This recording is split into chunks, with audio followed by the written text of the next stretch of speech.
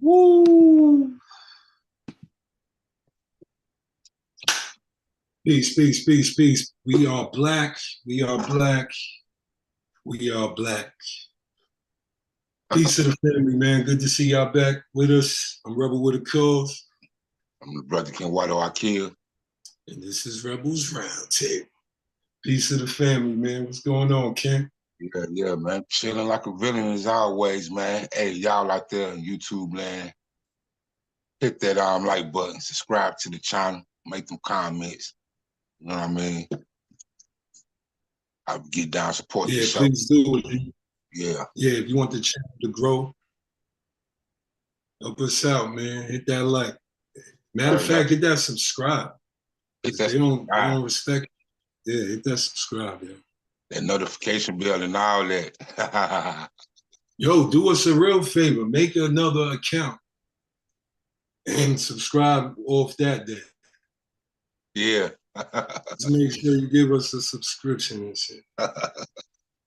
Hey, what's going on, though, King? Good to see you. It's been a little while. We missed the family. Just know that.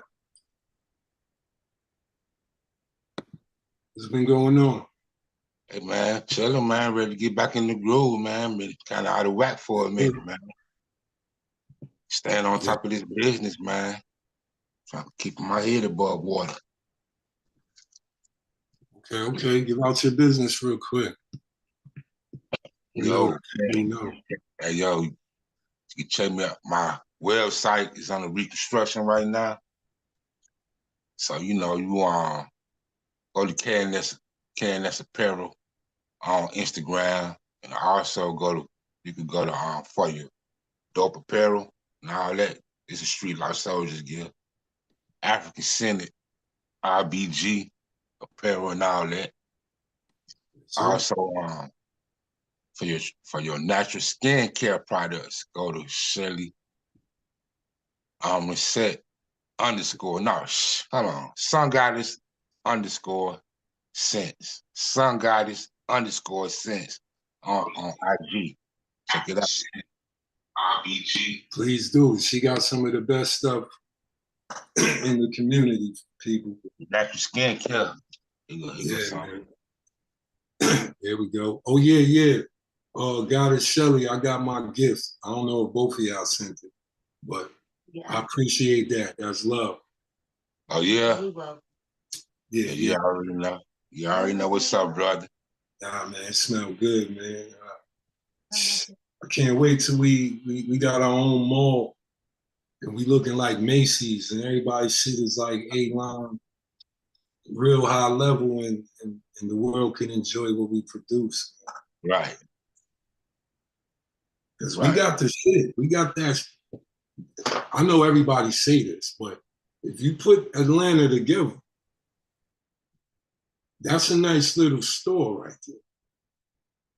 With everybody's shit in there, though. You know what I'm saying? We can make our own Macy's, man. Oh, yeah, you already know that. But you know, that's how it's supposed to be, man.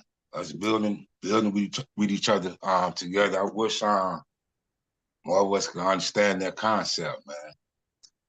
You know? Yeah, me. Yeah, that's what it is. The me world. It's not we anymore. So that's how you know the world's upside down, is if you turn we upside down. Yeah. Well, what we talking about tonight? Hey, man, we talking about, you know, this topic been going around for, a few months now, you know what I mean? The traditional man. Okay. 50-50 man versus the traditional man debate, man. Which, me, I don't even see how this whole thing came up, man. It's really silly to me, man. You know what I mean? But all this social media stuff has been buzzing the internet so hard. I like, man, let's go ahead and give our perspective on it, man. Well, you're right. The world is trying to divide us. That's why we even in this combo. Right. That's first of all. Second, the black woman is God before we even say anything. So Right. all the goddesses out there, P gang. Just to set it off, I don't know, how do we go with this first? 50-50. Are the dudes who screaming 50-50 before I give my dissertation? Are they like clowns saying, yo, fuck that? Shorty got to pay 50%. Or are they like in a real relationship and they both say, yeah, we'll split everything 50-50? The way I look at it, it all depends on what you and your spouse come up with, you know what I mean? What y'all feel comfortable with, man, you know what I mean? It's like, it's more complex. It's not as simple as playing it all 50-50 or traditional, man.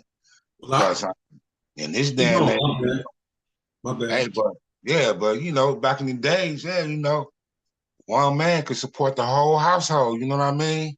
Mm-hmm. Times is really different, man. You know what I mean? Hey, so we pay more, so we kind of need an extra income, though, right? Yeah. Okay, so that's not men saying, yo, I don't want to like be the total provider. Damn, the rent is like 1,500 now. Yeah, tell me about it. You know what I'm saying? So we need more money in. So are we arguing the fact that, wait, first of all, this is confusing me. Are we talking about real relationships? Because if you're not in a real relationship, you're not going to give you won't give your freedom over, and money give you, that's your money, right? So if you're not in a real relationship, you do have this problem. Right. Yeah. That's the same way I feel. Well, let me say what me and my wife do. I'll simplify it for you. 20 years ago, I was homeless and she was in school. I made 4 G's and I just gave it to her because I thought she would need it more for school than me, even though I was fucked up. Off that one gesture, she gave me everything she had.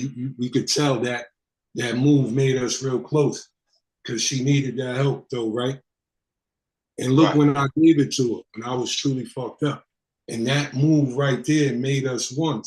So we don't do traditional or 50-50. We do one. If there's $50,000 in the bank, my wife could do whatever she wants. I could do whatever I want after the bill levels are done. There is no separate money. Right.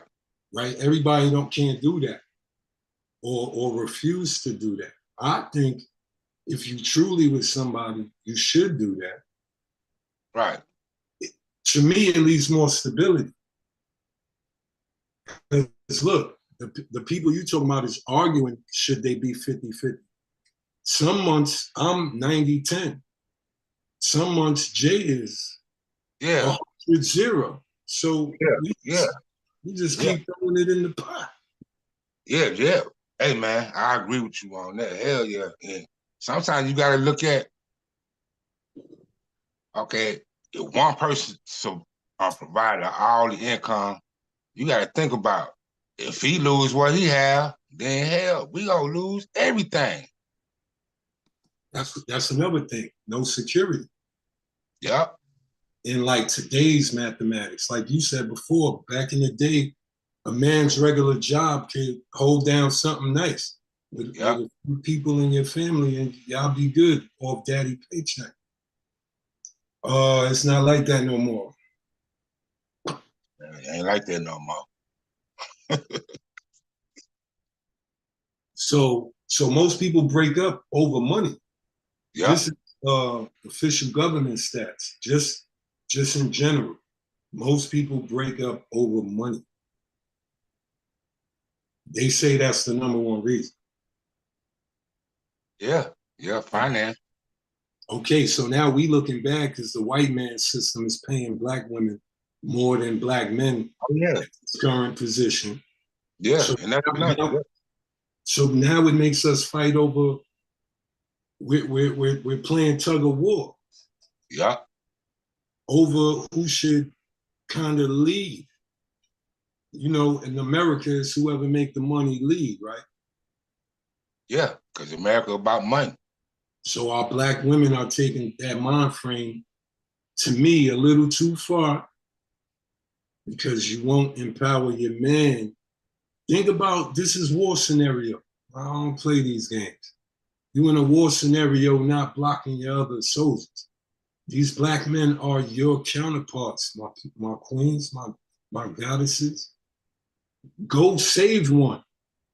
White man be killing niggas. And he don't just shoot black men. He kill them by not hiring them. He kill them by keeping certain energy around. Everybody can't just walk in a building and skill an interview. You know what I'm saying? When they do get hired, they treat them bad. Not all the time, don't get me wrong. It's not as bad as I might be making it seem, but it's like 50-50. Some of these black men are powerful. They just in a fucked up position. So is some black women in reverse. So why are we fighting over the position? We should be one. Yeah, should be one. Shit Us crazy. against the world, right? You and your wife, you and your girl. Be, man. Shit, I don't know what today's society is, man. All this shit is crazy, man. Why are we fighting over money? What? Am I supposed to pay half the rent? I'm not paying half the rent. All my money is in the bank account. When the rent is up, the mortgage is up, pay it. I'm not thinking of that. Right. I got a million more things to do, man. As long as money is going in that little box, I could do whatever I really think I should be doing. That's like a burden to think of, like, if you with somebody, that's why I asked you when we talk about real relationships.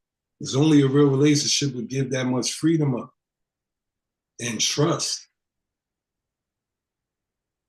So I think most people ain't in a real relationship. That's why they could come to these kind of crazy debates, man, whatever it is. Yo, Lee Clinton in the building. Say that again. I said Lee Clinton in the building. Yo, Lee, I can put the joint in the chat, right? Yeah, you can put it in the chat. I can't see nothing. Yeah, I can see it. The brothers will be in a minute, y'all. We just chopping it. All right. Look, how many people do you know that have kind of this turmoil? A lot of women don't want to be in the 50-50 kind of position.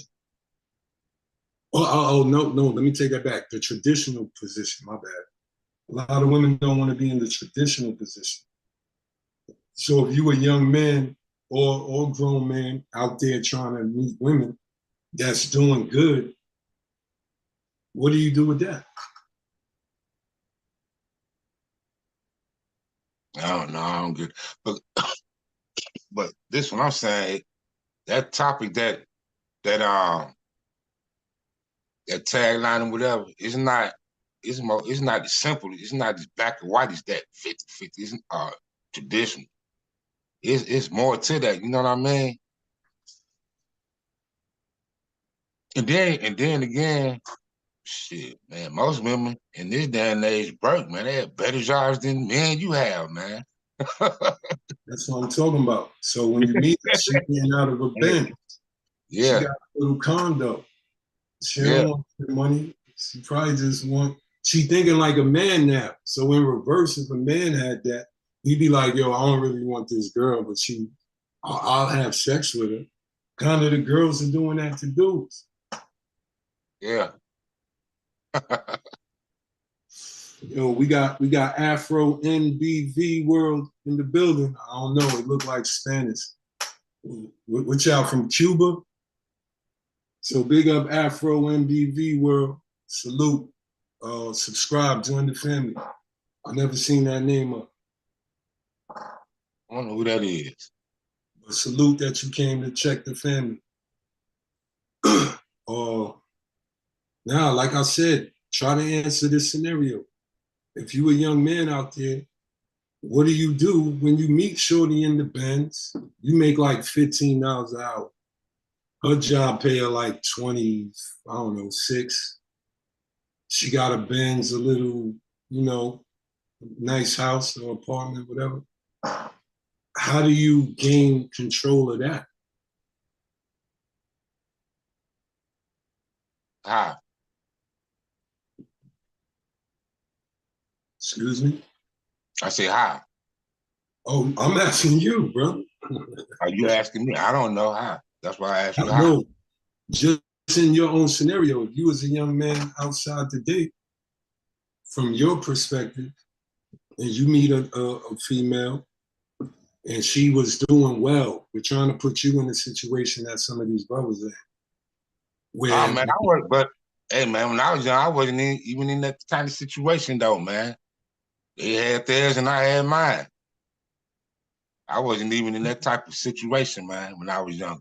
Okay, so now let's say you do have yours, but the disparity is a little big. So say you make 50,000 a year, and she make 105. That's kind of half your shit, right? Does she hold that against you? Or does the bank account say 150 grand? No. If she a real woman, she won't hold that against me. You know what I mean? So what you think is feeding this? Because you looking at how much what somebody have versus getting to know that person. See what I mean? Oh, let's go, son. Hold on. You right, though, Kent. The little African from Colombia, South America, in the wilderness of North America, global Pan-African solidarity. Yo, peace to the family in South America, y'all. Salute. Much respect that y'all come through to check us. Like I said, join the family, subscribe. You're welcome to come in if you want. The link's in the chat, but you could just support by listening. It's all love. Well, we gonna talk because we might want to get you on the show. You know what I mean? That might be a fly show. See what they doing in South America. Yeah, South America. Yeah, Pan-African solidarity, no question. Global. You know it's gas, baby. Global African supremacy all day. Right. And you know that they traditions are different from ours, man. So I would like to see what they have to say. Yeah, salute the Afro NVV world. Afro NVA world. Yeah. Yeah, salute. But yeah, I wonder if they got these problems down there. Probably not. Because the system ain't dividing them through success. Right. Because we ain't had this problem till now. We was never like divided based on success. No, not at this point, man. Not at this point. Oh, Lee Clinton coming in? What? Lee Clinton coming in? Lee Clinton in the building. Been the champion of the comment section. I think I seen son in his car one day spitting. Then he come into the who, brother? Lee Clinton. I think he be dropping science. He about to come on in? Yeah. Okay, cool, man. We're gonna start that a little something too. We're gonna leave the link in the chat. For anybody who just want to come up real quick, we'll stay. It's all good. Yeah, hello. Peace to the God. Peace, brother. How you doing, brother, man? How y'all doing, man? Peace and blessings, man. Yeah, we doing good, brother, man. Yeah, pardon me. Me not camming up. I'm at work right now. Yeah, you good money. You good money. You earned your ticket. That's what's up. Yeah. What's good though? How y'all doing? Nah, everything good, man. We just talking about this conversation that's been hot. 50-50 relationships or traditional. And then we added the third one where the woman had more money than the man, so she don't even need him in her spirit. Right. So what do you think about that whole triple dynamic? You could attack it. Well, I mean, I feel like for us, we gotta go back to being as African as possible, right? So what that means is like, is more what I forgot the brother from Atlanta. He be writing all the books and stuff. I think his name is Baba Rudy. Yeah, Baba Rudy. Yeah, he has a book called he has a book called Complementary, meaning that's what, it ain't like, I think a lot of times because we live in the West, we live under Europeans, we have this thing where we have to dominate and we have to have our foot on the neck of our women. And if it's not like that, then the woman is out of order.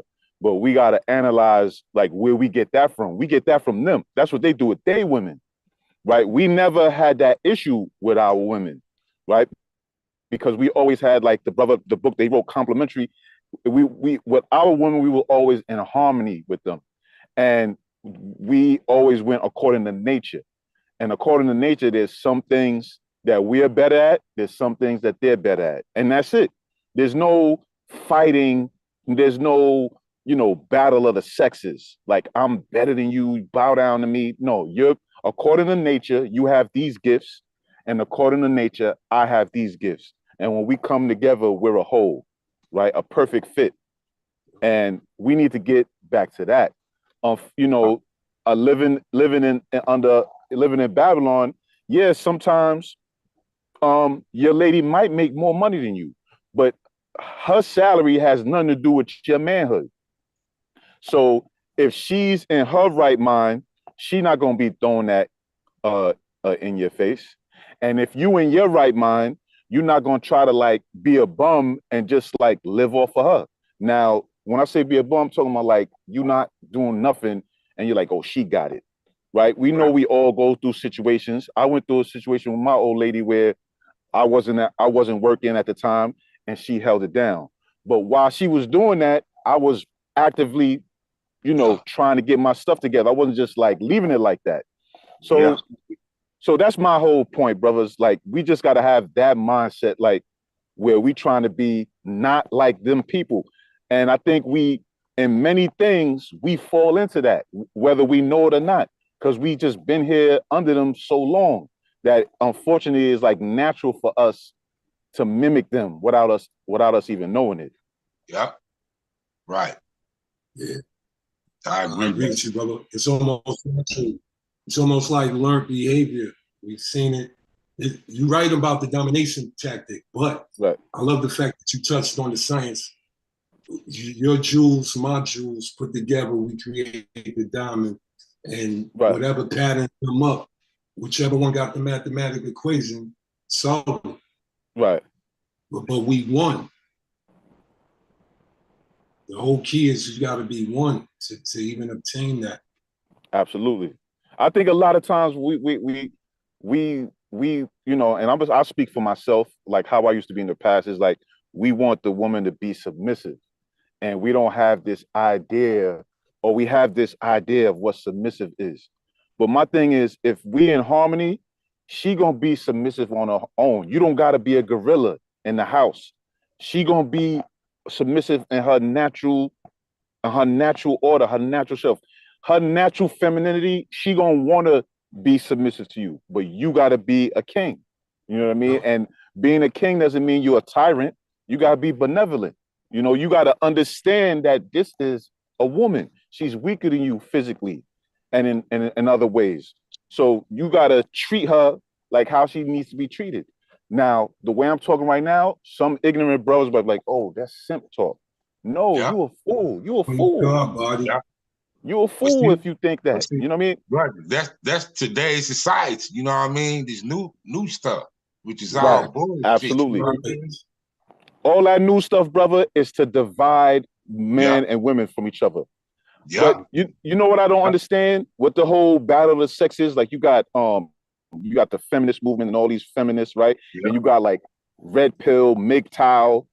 But what they don't understand is without one or the other, you're nothing. We're both made of both.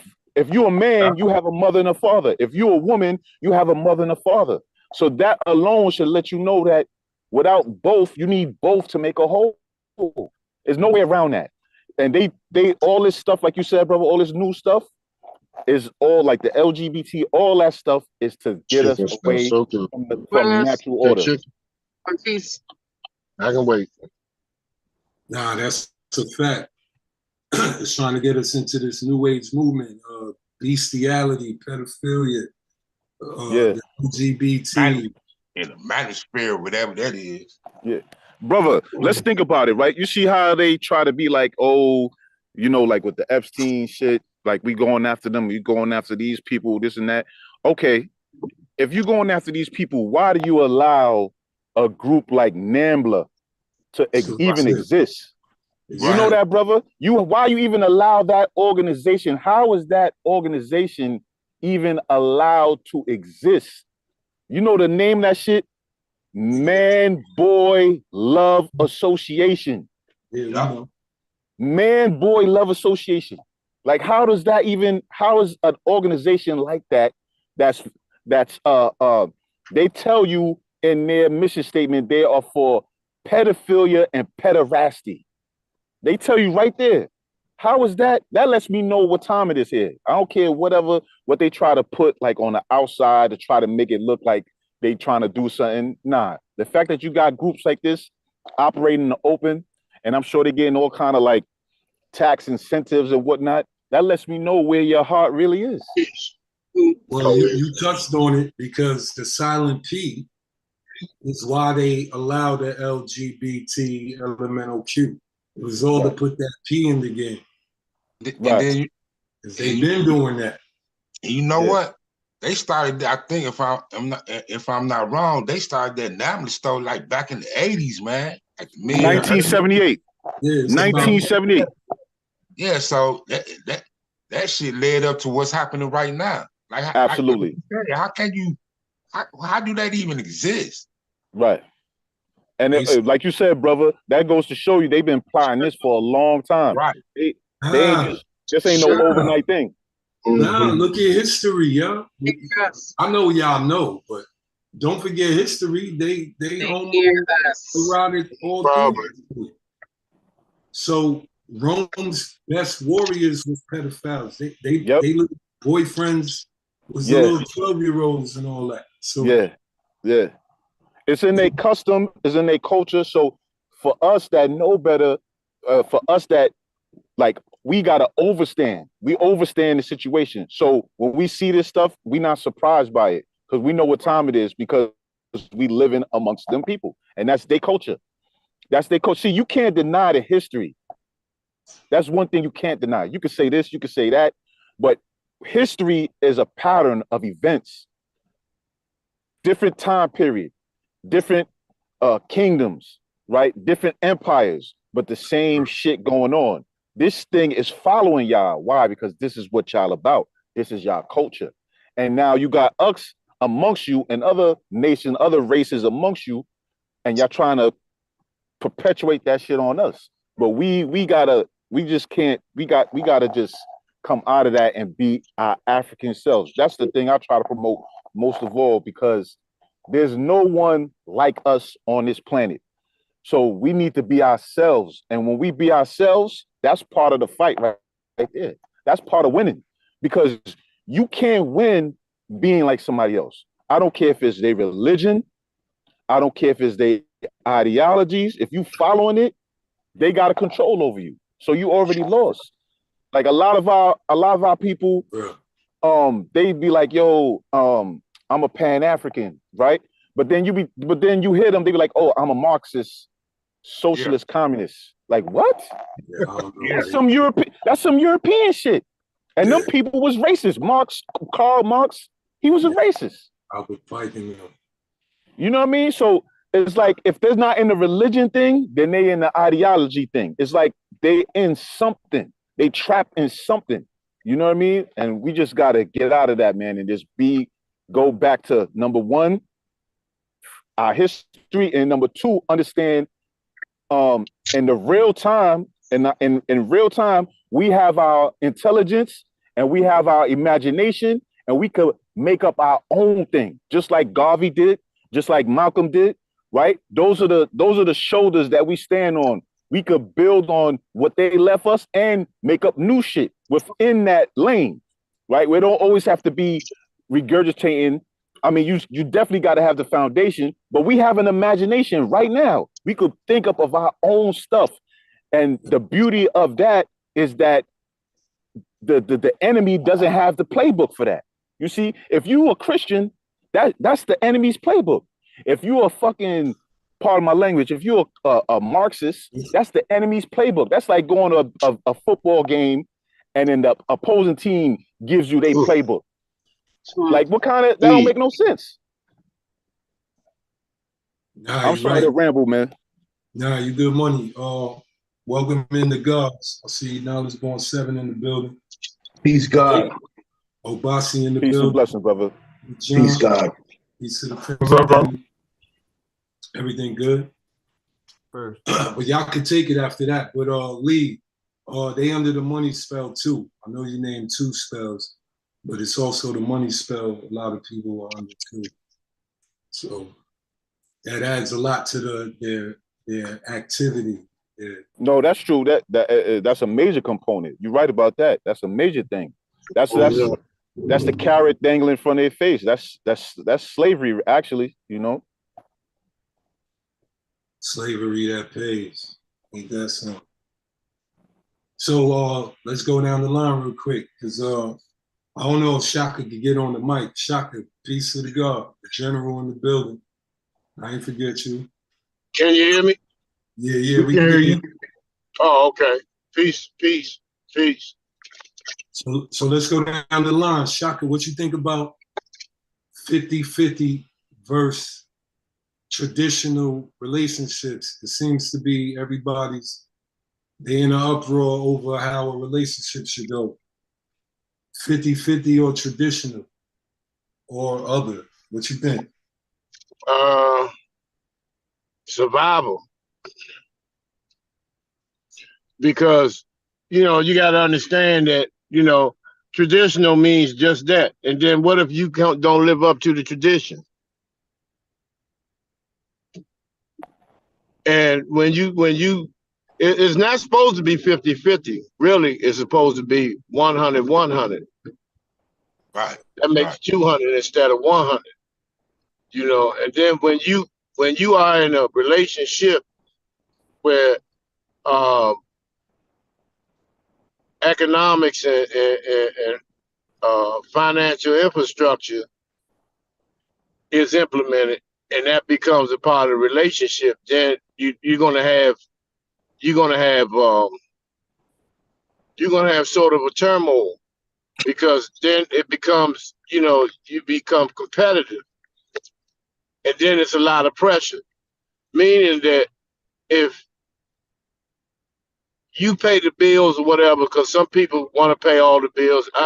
Tradition is when a man is protected, a woman is a nurturer, takes care of the children, takes care of the house. The man is, is the breadwinner. But as a result, we know a lot of times that's not possible unless, a brother comes across a lot of money. I'm talking about a real black man, or either he's some type of athlete or entertainer where he can afford that. But, brothers, I'm speaking on me and what I've been through in my experience is that, I know I won't be able to land no Fortune 500 job. I don't even look forward to that. But when you working as a unit, then you don't have to measure the economic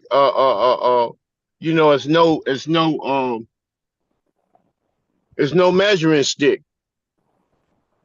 It's no measuring stick. I mean, you all been with your goddesses and stuff like that, and what if you take a fall? What if something happens and everything is based on 50-50? So you can't produce your 50 right now. So that means that's going to cause some turmoil, correct? Right. Yeah, we talked about that earlier. Me and Rebel Yeah. did. And then, this is why, a lot of black couples don't stay married, because, a lot of times they marry the job, they marry the occupation, they marry the possibilities, you know, without understanding that, when you put all that to the side and just focus on just surviving and trying to prosper as a unit, you come out much better than that. It's much a relief. It's more of a relief, especially for the man, because we all know what we up against. We all know what we're facing. We all know about all the doors being closed in our faces and how we are public enemy number one in the eyes of the globalists. Right. So it's and that's why it's important to find that particular life journey partner, man. It's very, very important.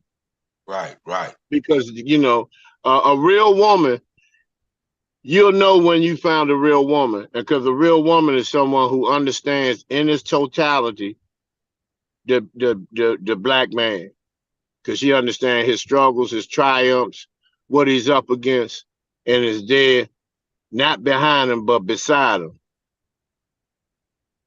And so when everything is measured on, like you were saying, Rebel, this addiction to this money thing, this paper addiction, man, it's a serious drug, man. It's a very serious drug. So, I guess that's my twist on that. But I heard y'all talk about this gay shit, about these little boys. I mean, about the children, that NAMBLA and all that type of stuff. Yeah. But it's coming to us. It's been hitting us like when it first came out in the late 70s. Because this ain't new. They've been doing this stuff forever, man. Even to whites. If you look in the history of even in the movie industry, Shirley Temple, Judy Garland, all of them were violated. All of them were violated. And it goes deeper than that. It really goes to the Roman Empire, but now it's part of chemical biological warfare plays a major role in that too, because the water that we drink, I think it has what they call it, selenium or something. Selenium. And the brother that exposed, I forgot his name, Doctor I forgot the brother's name, but he exposed them, and they threatened to kill him and his family when he said that one drop of that selenium-based water per 100,000 liters or something like that can make. They did it with fish tadpoles, and they turned the tadpoles. Yeah, they changed the tadpole sex, and that's what they put in this deer park. Yeah, and that's what they putting in this deer park and all these other waters, man. And so a lot of times we may say, well, I don't think nobody's born, no boy is born no sissy or nothing like that. I've never bought into that. But right. I think it's a lot of, now that we under chemical and biological warfare, which has been going on very heavy within the last quarter of a century, they've done tests even with the cereal. They found out more boys eat Captain Crunch than girls. So what they've been doing is putting estrogen in the Captain Crunch. And then they found out that the girls, more black girls were eating Frosted Flakes. So they was putting testosterone in the Frosted Flakes. So it's war being waged on us from every angle, and because we never have been in the era where this Roman, Greco-Roman behavior and this energy has run amok like it's running it's primarily in the black community, man. You know, Hitler and they're using the same tactics that Hitler used, you know, through music, entertainment, television, sports, and stuff like that. Because all the movies, all the TV shows you see have that perverted energy and have that perverted twist. All the TV commercials you see now, it's what you call a mixed couple, you know, because they trying, you know, they know that they're about at the end of the road. This is why the biggest athletes now are mulatto. Yep. Look at the Super Bowl, how they fixed it for what's the guy's name, the quarterback for Kansas City, Patrick Mahomes.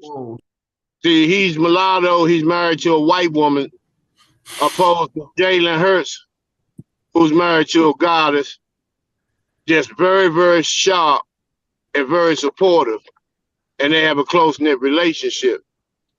But who would look better on the box of Wheaties and Sports Illustrated to these ice monkeys? Would it be Jalen Hurts or Patrick Mahomes? Patrick Mahomes. See, Klay Thompson, Steph Curry, you know, it's a lot of this. It's a lot of this stuff going on, man, and they playing on us from all angles, man. But I didn't mean to jump off the subject like that, but you know, you speaking on all of these are problems that affect the relationship. Yeah, so you didn't go up. These are still layers of what happens during a relationship, the real world. It affects relationships. Your knowledge, what you got on it? I got a lot. I agree with Brother Shaka. And a lot of people don't understand. I speak about shock testing, what they do in commerce. They see what they do studies and they'll see what one group of people will buy if they raise the price of something else. So they've been doing these shock testings for a very, very long time. That's how they found out about the Frosted Flakes, the cereals, and all that different things like that. So when you do the shock testing, you get the data in, and once you get the data in, then you know how to do what you need to do. You know what I'm saying, to the people that you want to keep oppressing. That's the main thing. And as far as 50-50 and a traditional, you know, I spoke about it before, whatever, but I'm gonna put a different twist on it right now. Especially in the land of commerce, like I was saying before, everyone is not going to be rich. In order to uphold that status, you need to be very successful, very strategic at all times, and at all costs. I mean, you have to be on a continual flux of making money. And I'm gonna be real with you. Some of the guys who are traditional, who take everything, they tend to be possessive, as well as controlling. Then you got the ones who are not like that. You got the nice guy who might have the bag, who has the money, and the female ends up cheating on them. And then once they sue them up under European law, they get 50-50. Sometimes they get more. So it's just you know, it's just about the person, the individual, and what do you bring it to the table, and how do you want to set yourself up and set your future up. You know, you can always be a husband and wife team, or if you want to, if you believe you should be with someone more traditional who pays for everything, and you be at home and be a housewife. You know what I'm saying? Then, you know, go find you someone who does that. But realistically, the system is set up for two people to work. They want money. They want taxes. They want the taxes.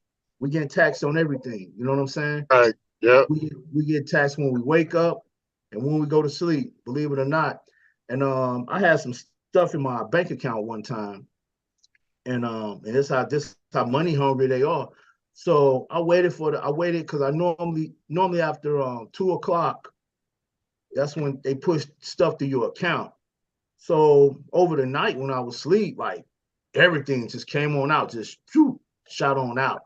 And what they did was they held some merchants, and then other merchants, they just pushed it all through at one time. So I called the bank the next morning, and she was like, well, you know, you didn't have the money in the account. I said, no, the money was in the account. I said, you guys just went crazy. You know what I'm saying?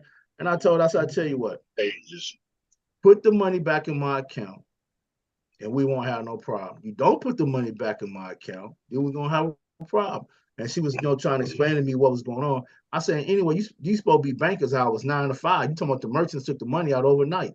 I said, put the money back in my account. So long story short, they ended up putting the money back in my account because the system is money home. So if the system money home, so they're gonna push that same agenda on the people. They need right. money. United States has no money, has no gold to back up United States. United States gold that backs up United States is the people. It's the taxes. So they're going to continue to perpetuate this madness. And it goes right, that goes right in line with the traditional. You know what I'm saying? There are not a lot of traditional men. You know what I'm saying? In this situation that we have with our queens, our goddesses and stuff like that, whoever your significant other is, it tend to be 50-50. Or then if you do have a man who makes a little bit more money, and I know everyone on here is like that, then we tend to make sure that the house is overcompensated, which is cool. If you're able to do that, then you do that. And at the same time, you with the right mate, she's going to make sure that you are compensated as well. You get what I'm saying? I'm not talking the other way, but I'm saying like taking care of your business or something like that. Because if you are out working to a certain degree, then you know sometimes you're not going to be able to handle everything. That's when your sidekick or your better half or whoever steps in and do what you got to do. But the system is flipped, and the guy who put that out there about the traditional and 50-50, you have to look at where the content is coming from too and do research. That's one way how I beat a criminal case. I search out the solicitor, I search out whoever it is, the district attorney, everyone, the judge. You have to know who is speaking when they're speaking things, and you know how to combat the bull crap that they put out. I thought you was gonna bring up the fact that he's married to a cave monster. Oh, well, he married to an ice monkey. That's what somebody told me earlier.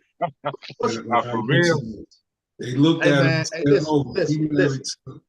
And see, that's the narrative too now. A lot of people don't know that. They've been building it for like the last 10 years, and now it's like a gigantic explosion. Everything is mixed. Everything is mixed. Really?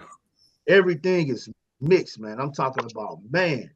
They trying to take, and a lot of people don't know this because I watch a little bit of basketball, and they say LeBron James is the face of NBA, right? He is not the face of NBA. Steph Curry has been the face of NBA for a very long time. Slowly but surely, Steph Curry has been the face of NBA. LeBron James had the #1 selling shoe. Now Steph Curry has the #1 selling shoe, the #1 selling jersey. You know, so they winging it out, man, and it's all by design. So the whole one thing Shaka said. Go ahead. I'm sorry to cut you off, brother. I just want to add on to what you're saying real quick. So the whole thing is to make the idol, the thing that's desired, to look more like them than anything. Yeah. Yes, it is. At every given cost, at every given measure. You have to understand something. Living American dream is every ethnic group making money off of black people. Everything comes from the melanated man, the melanated woman. And when I speak about that, I'm speaking about melanin as itself. They got people now overseas, you scrape your skin, you scrape the melanin on your skin, you get more for the melanin on your skin than you do for gold. You get what I'm saying? They literally built a religion around melanated men and women, Egyptology, which is not called Egypt, it's called Kemet. You get what I'm saying? PT 141. I tell people all the time, go Google search it. That's the study of melanin. That's the melanin drug. That's a sex drug that they got from studying melanin, which they get from our queens and goddesses who have babies, and they take the placentas in the hospital.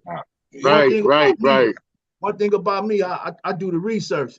You know what I'm saying? And these people are strategic. If you was at the bottom and you have no creation story, and the creation story that you do have, you don't want to tell the origins of that, because it will pretty much disgrace you.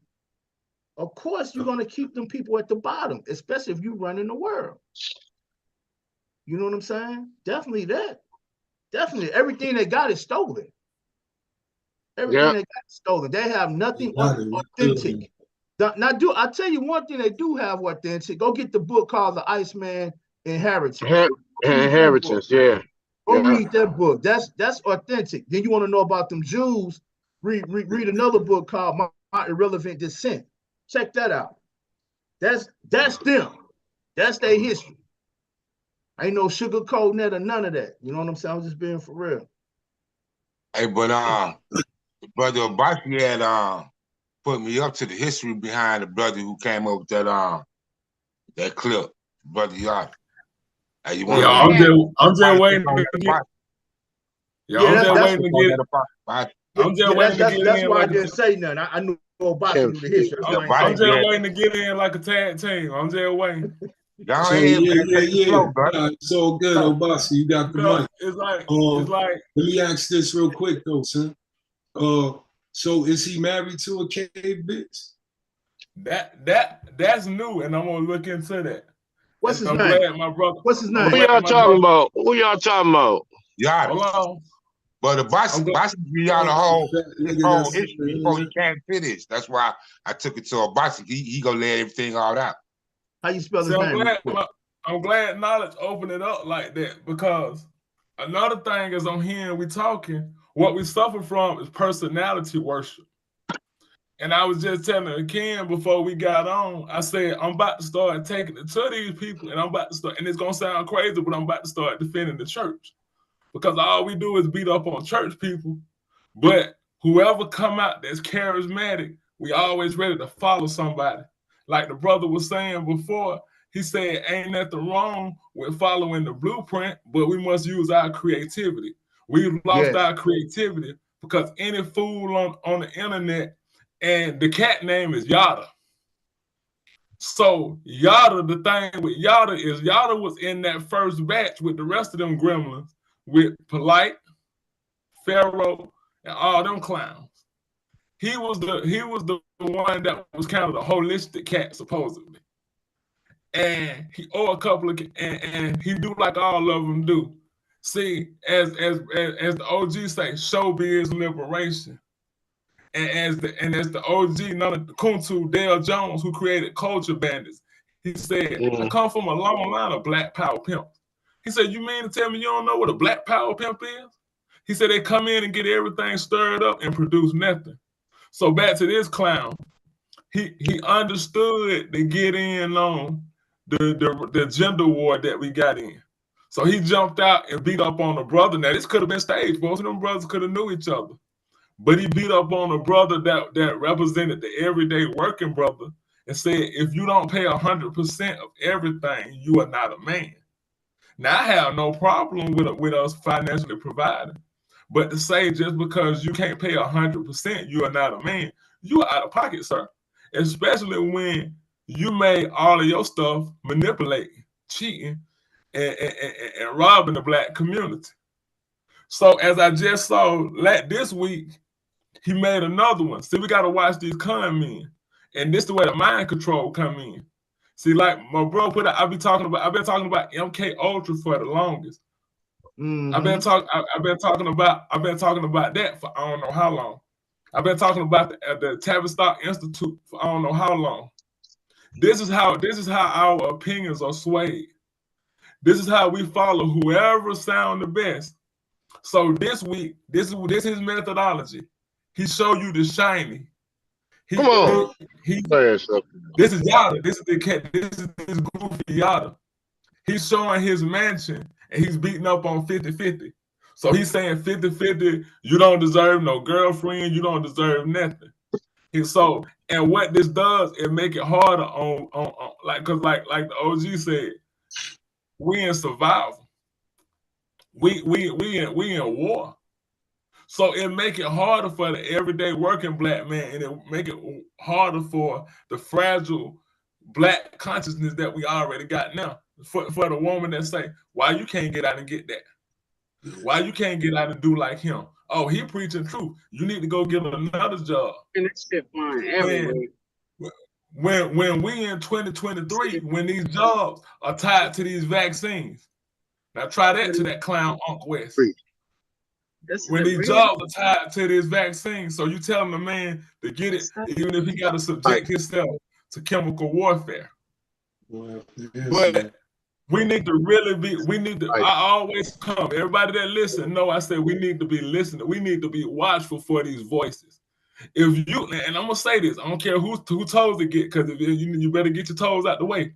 If you call yourself conscious, you are not woke if you still following. Yeah, you are, you sleepwalking. But you are not high level conscious if you still think Farrakhan, if you still think, if you still think Umar Johnson, if you still think any of them pills, I don't care where you find them, if you think any of these cats got the answer, you are sadly misguided, and you need to go back to church. Right, you're right. I agree with you. It is what it is, because we call ourselves kings, gods. We call on the ancestors. We wake up Garvey. What we allowing Umar Johnson to do under the name of Marcus Garvey is a shame for Pan-African. We calling on their energy. We waking them up for nothing when they don't put it down. So my voice is a call for black men that's under it to get serious. If you are in leadership position, your job is to know and have your head on a swivel. You shouldn't be falling for a con game, or you not fit to be a leader. Because our children, I heard y'all bring up NAMBLA. We need to be protecting that. We don't need to be saying, well, I don't want to touch that. And they waiting for your children. We got to get serious. And how I feel about the 50-50, I agree with the OG. He took it right out of my mouth. He said, I'm 100. I don't want no woman to put half in, because I'm gonna go 100 by mine. And if we just a group of brothers, where does the character come in? Everything like the brother, I came in and the brother was speaking about, the money. We so caught up in money. And we'll sell our soul and we'll sell everything for $1. Where's the integrity of the black man? I listened to a Christian rapper call out Jim Jones, call out Rick Ross, and call out, what's the other clown? Meek Mills. And did you hear how them demons got agitated? Did you hear how Jim Jones behaved? When they was just, because what that means is they know that they poisoning, and we still support them. And I always say this to Ken, and I'm a yell after this. You can feel how you want to feel about Kanye West. Hate him, beat him up, do whatever you feel. But it's tragic that there are more people that's making excuses and willing to accept R. Kelly and wash their hands of Kanye. They'll wash their hands of Kanye, but be willing to say, I don't care what he did. You can't take his music from him. But then we bring up NAMBLA. We ain't understanding what we're saying. We ain't understanding sexual abuse. We ain't understanding what happened to a little girl when she touched on. We ain't understanding Malachi York. We ain't understanding Polite. We ain't understanding these demons that we let talk to us and they touch our children.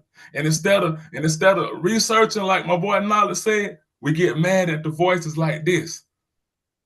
Because we follow.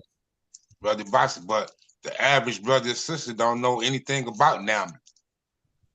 But see, that's the job. See, when we saying this, instead of getting upset, research. Yeah, when we putting it out, when I'm saying Tavistock, everybody should know what Tavistock do. Right.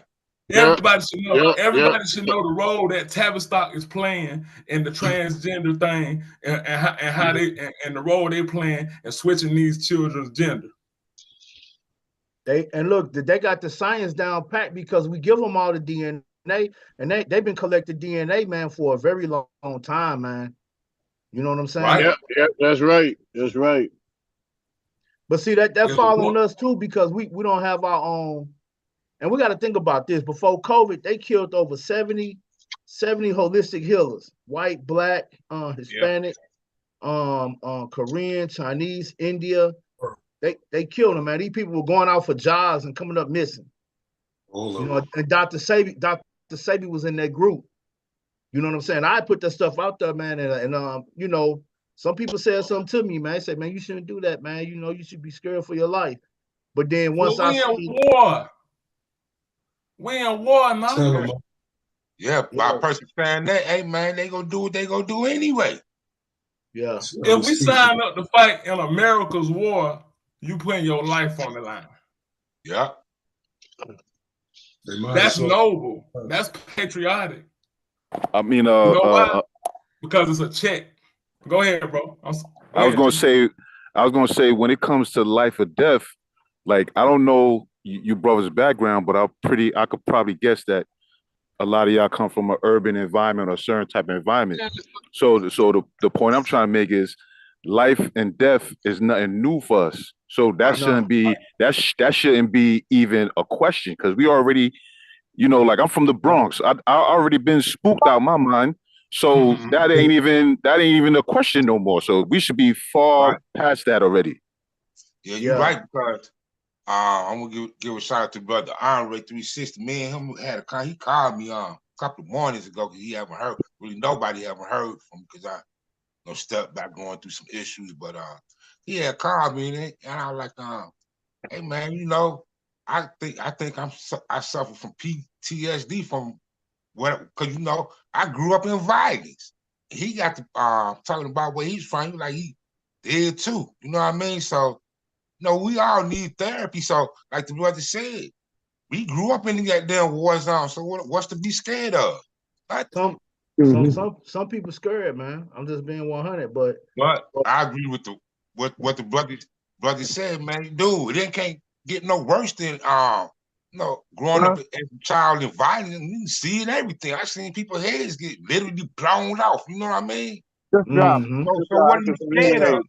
What are you scared of? Therapy is you survived it. Right. But my response to the brother was, my response to the brother was, you know, it is what it is at this point, you know, and then probably about 2 weeks later, somebody had put the people faces and made like a little not a meme, but like a JPEG of everybody, including Dr. Sabi as well. And they had it on Pinterest. And I was like, wow, they got it on Pinterest. But they didn't have a 70 on. I think they had like 50 on or whatever. You know what I'm saying? Man, I just looked up dude wife, Yado. I think his wife is mixed or bright. She like she bright skinned, she mixed. Man, but look, man, I agree with the brother, because they know who we are on this platform. They know who we are, they know what we do, they know what we're about. So by me saying that, and I know what you're saying, the average person is scared, but to me, it ain't nothing to be scared of. Because what's gonna happen is what's gonna happen any goddamn way. That's the way I look at it. I would say that is a form of the PTSD right there, because it's fear-based. You know what I'm saying? And so we learn through social learning theory. We're gonna put it out there like social learning theory. We've learned through the past. What happened to the last voices that tried to step up? What happened to the last voice before that tried to speak out? So now, through that trauma, nobody want to speak past a certain point, because you already know what's gonna happen to you. So that's why you get these watered down people. That's why you'll get them that they'll teach infighting, but they'll never really speak hard against homosexuality. They'll never speak hard against the Jews. They won't even utter that. They scared to say Jews. They say palm color. And I know, and this ain't the ball to none of my bros, but I think we need to get back to saying black, because we allow everybody and their overconsciousness to say to spook us out. To now we're saying melanated people. No shade now, but listen to what I'm saying. That, in my opinion, when we say melanin, a lot of people are melanated. So it's all inclusive, in my opinion. When we're saying melanated, it's all inclusive to everybody that got melanin. But we're talking about specifically the African man. We're talking about the African woman. Absolutely. Woman. That makes sense, G? Yeah, Oh yeah, it makes sense. That makes perfect sense. Perfect sense. Yeah, because no, Yeah, scientifically, yeah. everybody got melanin in them. We got Everybody down got FBA, melanin except Right. FBA what the we Western. You know, it's funny that we are Disney. Talk about it. Talk about it. I was going there. Hey, Talk about it, brother. Hey, look, man. Every other year we come up with a different name for us. Yeah. So I'm looking forward for the next couple of years. It's gonna be another name. What's all this about? We really all the same. But see what the brothers same boat. What the brothers talking about is heavy because that's one of the new confusions with the whole Native American thing, because they don't understand that those natives, some of them were brown skinned, but that don't make them black. Just like you got, just like you got Indians from India. Some of them is darker than us, but they got that Caucasian hair. They not black.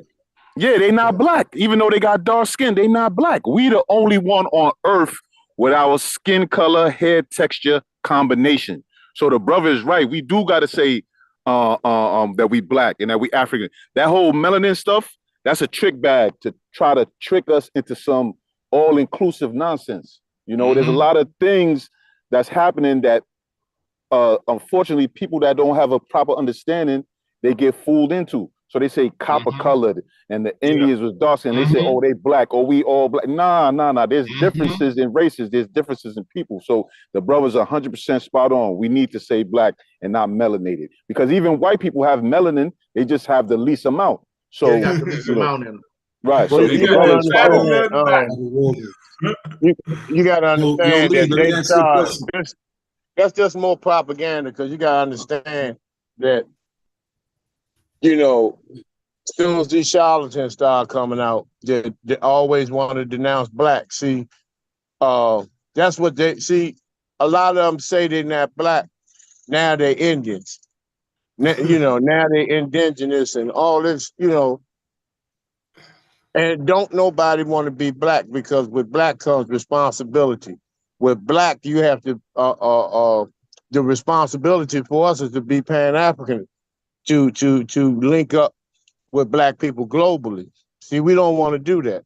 Then they start coming up with this Indian shit, you know, with Dane Calloway and these other dudes, you know, that I think they are paid royally to keep division between us. See, these are tactics that these niggas use, man. You know. You know. I want to say this real quick, Shaka. For you on Dane Calloway people and your grandmama tell you an Indian and all of that, you on Cherokee and Creole, just remember one thing: your grandmama was a Christian. Yeah. But you know what? It's even deeper. Is to get us away from claiming African, because think about it. How many sisters we know? How many of us know a girl named India, or know of women named India? How many of us know women named China? How many of us know women named Paris? How many of us women know Asia's? But nobody want to name their child Africa. See what we'll do? That's training, man. And you know, that goes back to the 60s with Tarzan and all of this shit, you know, and the reason that they doing this is why I say a lot of these guys that be tranquilizing the young people with this bullshit is because if you can denounce Africa, that gives these freezer burnt ice monkeys more access to dominate and colonize and take over the resources in Africa. So if you say you're not an African, I'm an American and all this bullshit, you know, you everything else but black. It's not even when yours. your ass is pulled over, when you pulled the fuck over by one of these goddamn cave wolves, you know, they don't want to hear that shit, you know, about I'm indigenous and I'm an Indian. Okay, they're gonna set your TP up in your fucking federal prison cell. And you can powwow all day in there. Hey, Shaka, your vocabulary is exceptional. He said the TP, dog. Got bars. Me and the brother Black Power Banging was talking about this. Shout out to that dude. What Black Power? me and the brother Bangin was talking about this video that we were saying off that fool Dane Calloway, where he said, and I quote, that white people were the original Africans. Yeah. And we are the original Americans. Yeah, I see it. They are the original Africans now. We're not even See, in this is how that. See, I could do talks on other stuff. I'm specific. I know why I'm beating up on these guys. It ain't to start trouble. It's to clear the cobwebs out the conscience. It's to wake them up out of their sleep. Because most of our people don't study. And I'm starting to own my stuff because I'm always in them books. You know what I'm saying? It's heavy. It's knowledge in them books. So it's like you got to know what time it is. You got to know what time it is on all levels. So when you know who you are, you can't run that game on me. So to get that, and I don't never call him Prince William. I call him William and Harry. To know that that little ugly one, Harry, over there in, what are you doing over there in South Africa? Bang. Why he over there? Why is he over there? Making deals. Why are the Chinese over there? Man. You're right. You're right. I agree with you 100%. Why are they over there? We don't stop asking questions. Why are the Chinese over there? Yeah. Taking land. Everybody over there except for us. They trying to copy the Europeans. They trying to get in on that. But that's what you're thinking about earlier when I came in, bro, about that regurgitated stuff, and you trying to follow somebody. Like, you hit it right on the head when you said you still following their playbook. And hey, man, you really said something when you was talking about these cats, these Lenin, Trotsky, Marxism, Mao Zedong. Yeah, brother. We can't go nowhere with that right there. Yeah. They done infiltrated. I'm seeing a lot of people with red, black, and green Pan-African handles, but then when you start talking to them, they start regurgitating Karl Marx. Well, and I'm like, all your research and studying, you ain't come across the fact that he was calling black people nigga. Like, I don't give a damn what economic or social ideas he got. Throw all that shit out the window. Once you start calling black people nigga, I don't want to hear nothing about it. He's a European. That's their playbook. That's their thing. We can make up our own thing that's templated and tailor-made for us. And guess what? When you're on the battlefield dealing with the enemy, when they don't know which way you come in, it's harder for them to deal with you. But when they know your step is like the art of war. When the high says, if you know yourself and you know the enemy, I'm probably misquoting it. You win 1,000 battles, something like that. But when we come up with our own thing, when we come up with our own thing that we create from us, from our soul, from our ancestors, it's gonna confound them because like they got to figure it out. Remember, they study us, but when we building something in real time, they can't figure it out. Think about the Marxists and the communists. They teach that shit in the universities. Now, this is the $1 million question: how is an empire as vast as this one in the modern era, do you think they're going to teach you how to beat them? Of course not. That's why they allow all that communism and Marxism and all that stuff, because they know it's garbage. They know it's a loss. So they'll teach it to them along with the gender studies. They know it's backwards. They know it's a loss. So it's tricky because, again, a lot of our people now who call themselves Pan-Africans, they mixing and matching that Karl Marxist stuff. So like the brother said, I don't want to pronounce your name wrong. Obaski? Obaski? Yeah, yes, sir. Obaski, yep. Right. We got to call that shit out. We got to call it out. As soon as we see it, we got to call it out and we got to put them in place, whether they like it or not. Whether they like it or not. Look, let's not forget the BLM, them three dykes who started the BLM, they all admitted to being Marxist. Yeah, it ran by Soros. Oh, see, I didn't know that. See that? It also being controlled by Soros. I didn't know that. Say that again. Now, here you are, Rebel. Say that again. Say that again. Yeah, I didn't hear what you said. I said the three dykes that started BLM, they on tape in an interview admitting to being Marxist. Wow. Yeah, but you know what? So now we didn't. So now we can see the link. they was just the face of BLM. They ain't start this shit. They used them to be the face and paid them millions of dollars to push that motherfucking bullshit move. But also, I want to put some. But also, I want to put some paint where it ain't with me because I mentioned Farrakhan, and I want to clear up why I mentioned that guy name. Because like we're talking about, okay, if we study where he at now, he in the Scientology. He over there saying, and this is open information, look it up, where he's saying L. Ron Hubbard and Scientology, but they're gonna say they're not into Scientology. If you catch Reels of Islam, if you catch Ben X, they're gonna say we're not Scientologists. Or what's the other one? Wesley Muhammad. They're gonna say we study Dianetics.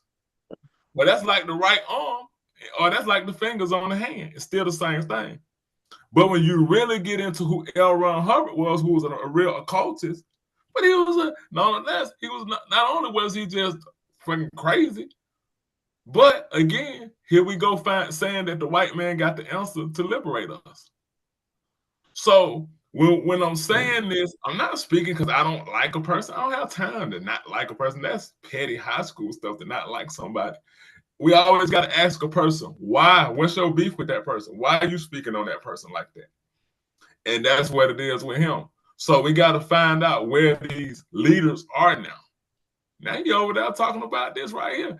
He got you up here and doing Dianetics and OTA and all of that stuff. So we need to really know what time it is on this battlefield. As Steve Coakley used to say, confusion on the battlefield. Remember, Malcolm wasn't a threat when he was with them. He only became a threat after he left them. After he left them, that's true. And I'm gonna tell you something else too. When Farrakhan went over there to Gaddafi, and Gaddafi gave him $1 million in unmarked gold, and he tried to bring that unmarked gold over here. The United States kept held Farrakhan without the FOI too. When after that he started changing. Whatever they did to him, they slapped him on the wrist and told him, "You do it again, we're gonna take you up out of here." After that, he started his whole everything changed. Everything. But he still, but see, we let Malcolm down, and this is what I talk to Ken a lot all the time, and I really get upset. I said we scream his name, we said we love him, but we let people attack him. Farrakhan, especially in his heyday, especially in that 93 Saviors Day speech, especially in a lot of them, I got audios where he admitting to knocking them off, and he did. We still allow him several ones, and that one he said. They asked the Honorable, did you guys kill Malcolm? And the Honorable said, so what if we did? He said, so what if we did? He said, you don't go up against a divine messenger like that. He said, Malcolm was asking to die, and he got what he asked for. That and if you play it, that's damn near verbatim what he said. He said, Malcolm, Venom carried him into the grave. Yeah, he also said that they killed him. He said they wasn't no fear. He said they was fearless men. Yeah, I seen that clip, but you gotta understand. We talk about Malcolm today as a legend, right? When he was living, didn't nobody like Malcolm X. Well, no, but they don't like you. They don't like when your voice is Malcolm X, man. Come on, we like. I mean, I'm just saying an example. We like him now; he's legendary. But then when he was living, didn't nobody like him, man. Right? They like you when you dead, Watto. Keep it real. They like you. He was like us. You watch focus. Go ahead, Lee Clint. What you finna say? No, I was gonna just piggyback. I think Farrakhan also said he said if we deal with I'm gonna paraphrase it. He said if we deal with a traitor, what business is it of yours? He was talking about Malcolm. Yeah, remember that. Yeah, that's the Savior Day speech right there, bro. That was he said. So that was nation business. He said, was Malcolm your traitor or was he ours? Plus, the Zionists, the enemy. Dianetics. Hold up, about Dianetics.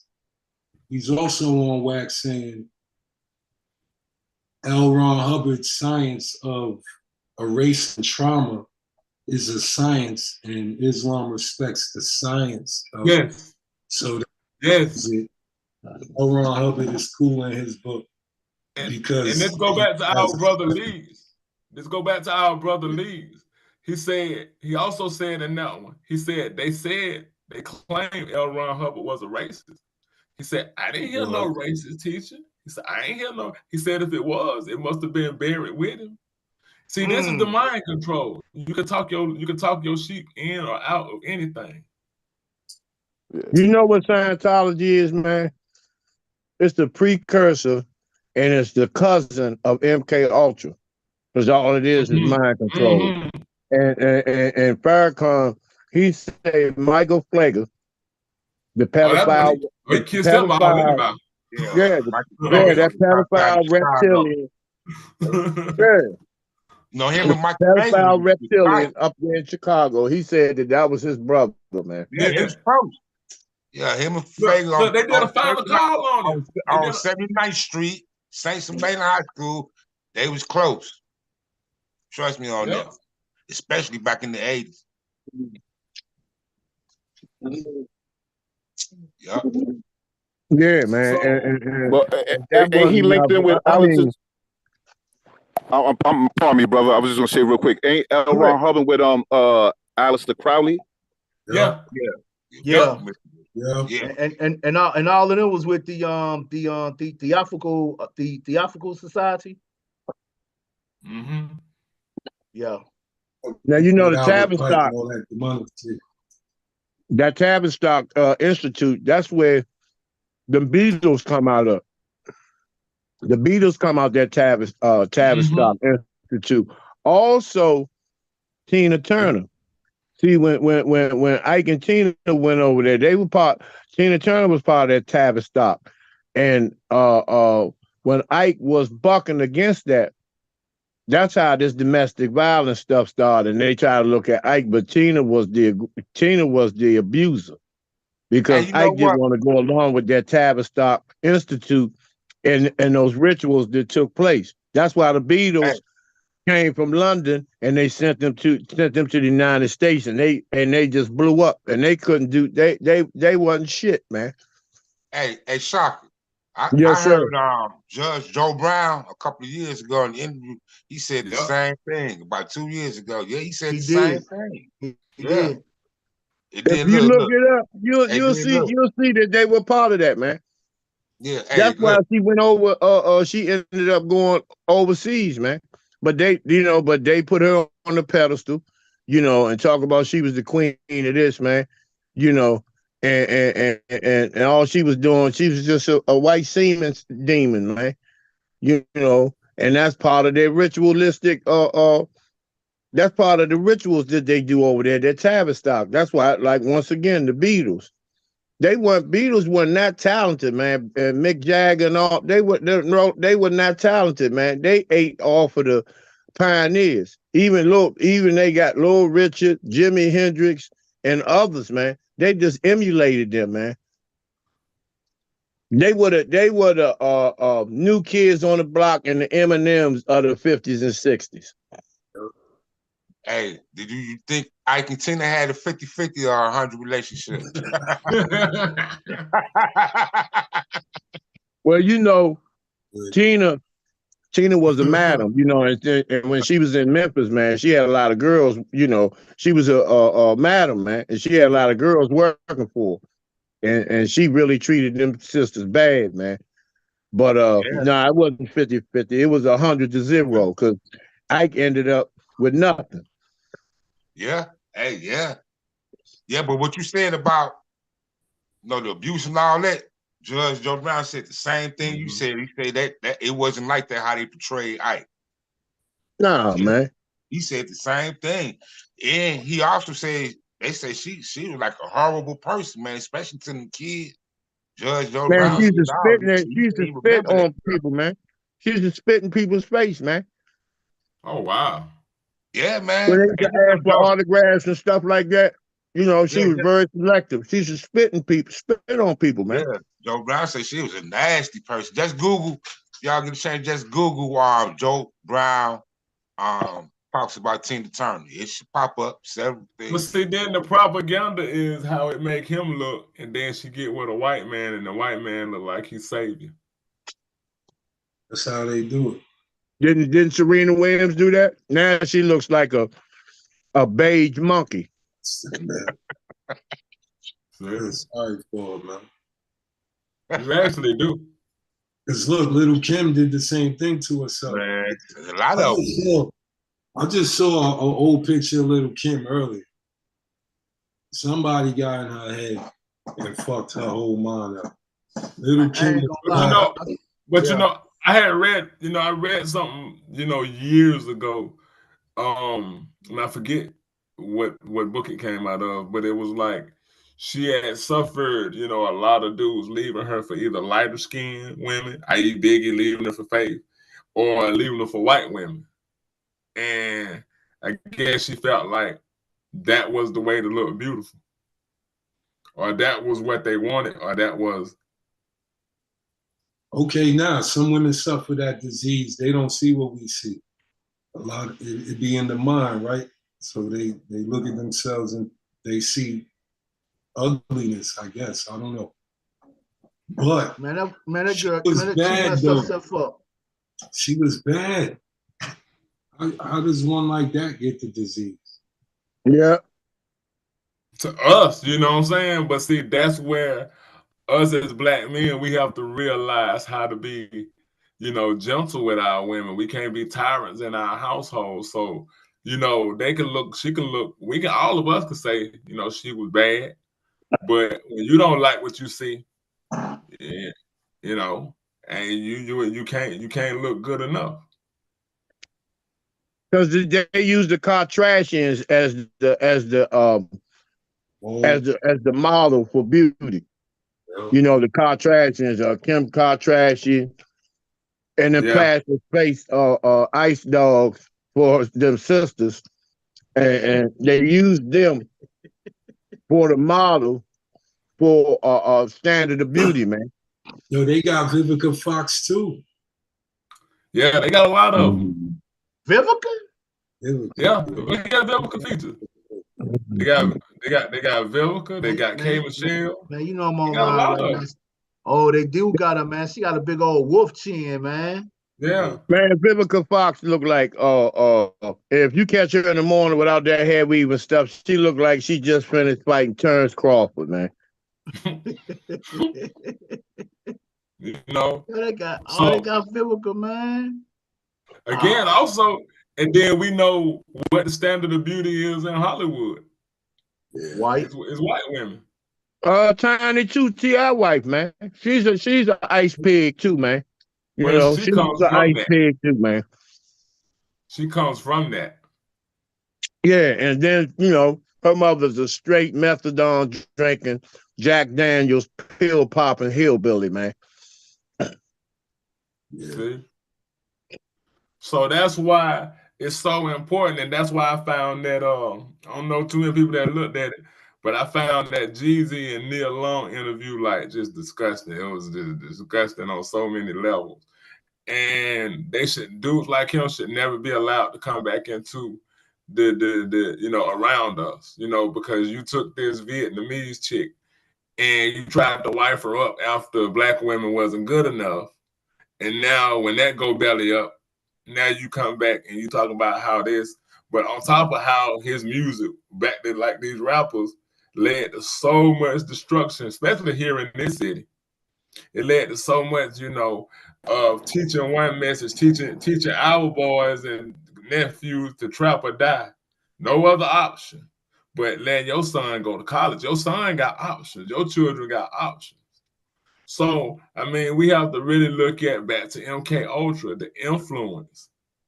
There's a psychologist, his name is Albert Bandura, and I think he, if I am mistaken, I think he just died like in 2021, and he was really influential in the social learning theory.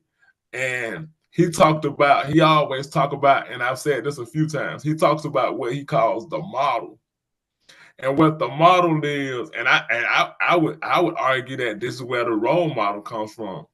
But what the model is whatever design that they wanted to do. And he talked about in an interview that I watched about how they used soap operas to brainwash women, and how they use the soap operas for certain agendas, and how they weave feminism into these things. And so we wondering how our sisters get to this and talking about, you know, they subjugated in the homes and how we get like that. And then they put little homos and little metrosexuals like Kevin Samuels, you know, as another model. And then you got all these old moist dudes, you know, and now they knock him off, but the transformation is complete. So it's always, and they ask, well, what can you do with the model? He said it all depends on what you want it to do. So if you want to sell drugs, if you want it to be homosexual, if you want it to be abusive, if you want it to be a whore, like Sexy Red and all of this, what we got to look at where they're going. It ain't going to be no future. We talking about 50-50. It might not even be nothing to split hands with. Well, that goes back to what you were saying. I think Knowledge was talking about Steph Curry being the face of the NBA. See, LeBron, they finished with LeBron. They finished with him. You know, he's on his way out. So they gotta have Steph Curry just been on deck, but now he's just like Knowledge said, he is the face of the NBA. See, because they after Michael Jordan, they was like, there'll never be another person of that hue, where these Caucasian kids are going to admire and look up as a God figure. Because he's jet black. He's jet black. And they don't like that, man. They don't like that. So they got to have somebody, a fair skin, mulatto, quadroon, octoroon. They got to have that in the equation. This is why a lot of Asians are going to Africa and impregnating those sisters in Africa. It's a lot of them. It's a lot of them going over there. And what's crazy about it is like they black enough for one thing, and they also white enough for another. So like go back to Patrick Mahomes. He win these Super Bowls, but if you really listen carefully, they still say they never had a black quarterback to ever win the Super Bowl. Although at some point they'll call him black. So he's black when they need to manipulate the black side. And he's white when they need to manipulate that side. And that's why we have to be careful with them, you know, because they got dual citizenship and we don't know what side they'll fall on. Think about it though, Obasi. When the last time have you seen somebody with that heavy hue like Jordan being the standard or being the face of any sports? Now, I'm not talking about soccer with Pele. Now I'm talking about NBA, NFL, right. Major League Baseball. Who's your right? I told him you're right. This was dark skin. Because even if we had boxers, we had great champions. I mean, we had Deontay Wilder. He was dark, brother, but he still was never that icon. Not like they're trying to make Tyson Fury. They love the fact that Tyson Fury got them belts, and he squash, he garbage truck juice. But they love the fact. You see what happened with that fight? Yes. You see what happened with that fight? That man, that brother clearly beat him, knocked him, dropped him, and everything, man. But they refuse. Because he's an African. He's a real. He's Nigerian. He's an African.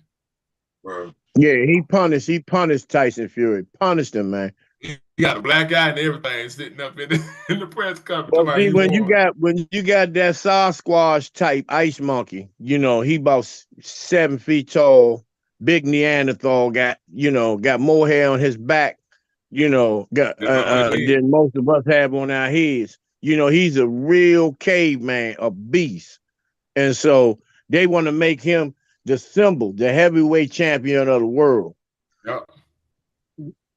You know, and so anybody that comes up on him. See, Deontay Wilder was too dark. He always talked about his ancestors. He comes from nothing. He comes from nothing. He comes out of the dirt roads. He saw his grandparents and all them deal with the clan. He saw so much murder, and he speaks on those ancestors. They can't stand that, man. Yeah. They can't have him as the symbol because if he's in position on that type of platform as being the heavyweight champion of the world, he has the potential to begin to teach. Because I remember Steve Coakley always said, intention plus capability equals threat. See, Umar and them have intentions, but they don't have any capability. So they consider them non-threatening black males. What is his intentions? He got intentions, all right. The intentions is to milk the people and give them false hope like a nigga preacher. I'm gonna tell y'all who the new target is. Jaylen Brown. 19. Oh, okay. Yeah, Jaylen Brown new target. You're right now, because they haven't forgot how he stood up with Kyrie. They haven't forgot that. Not just that, when they gave him all that money, his response to a question that one of those news people asked him, man, he was very, very talking about building black wealth, and he was man, the words come out of his mouth shocked a lot of people. They thought he was a house nigga. He wasn't no house nigga. And to the thing with what y'all saying, look who they make the star of the team, Jason Tatum. Jason Tatum, bright is right. Right. And he don't have it. Jason Tatum don't have what they're trying to make him have.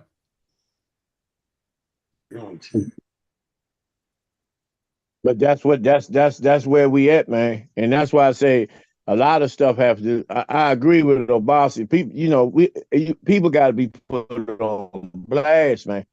Look what 19 Keys and Ben X, Tariq Nasheed, Umar Johnson, Moist Watkins, Jay, what's the dude name?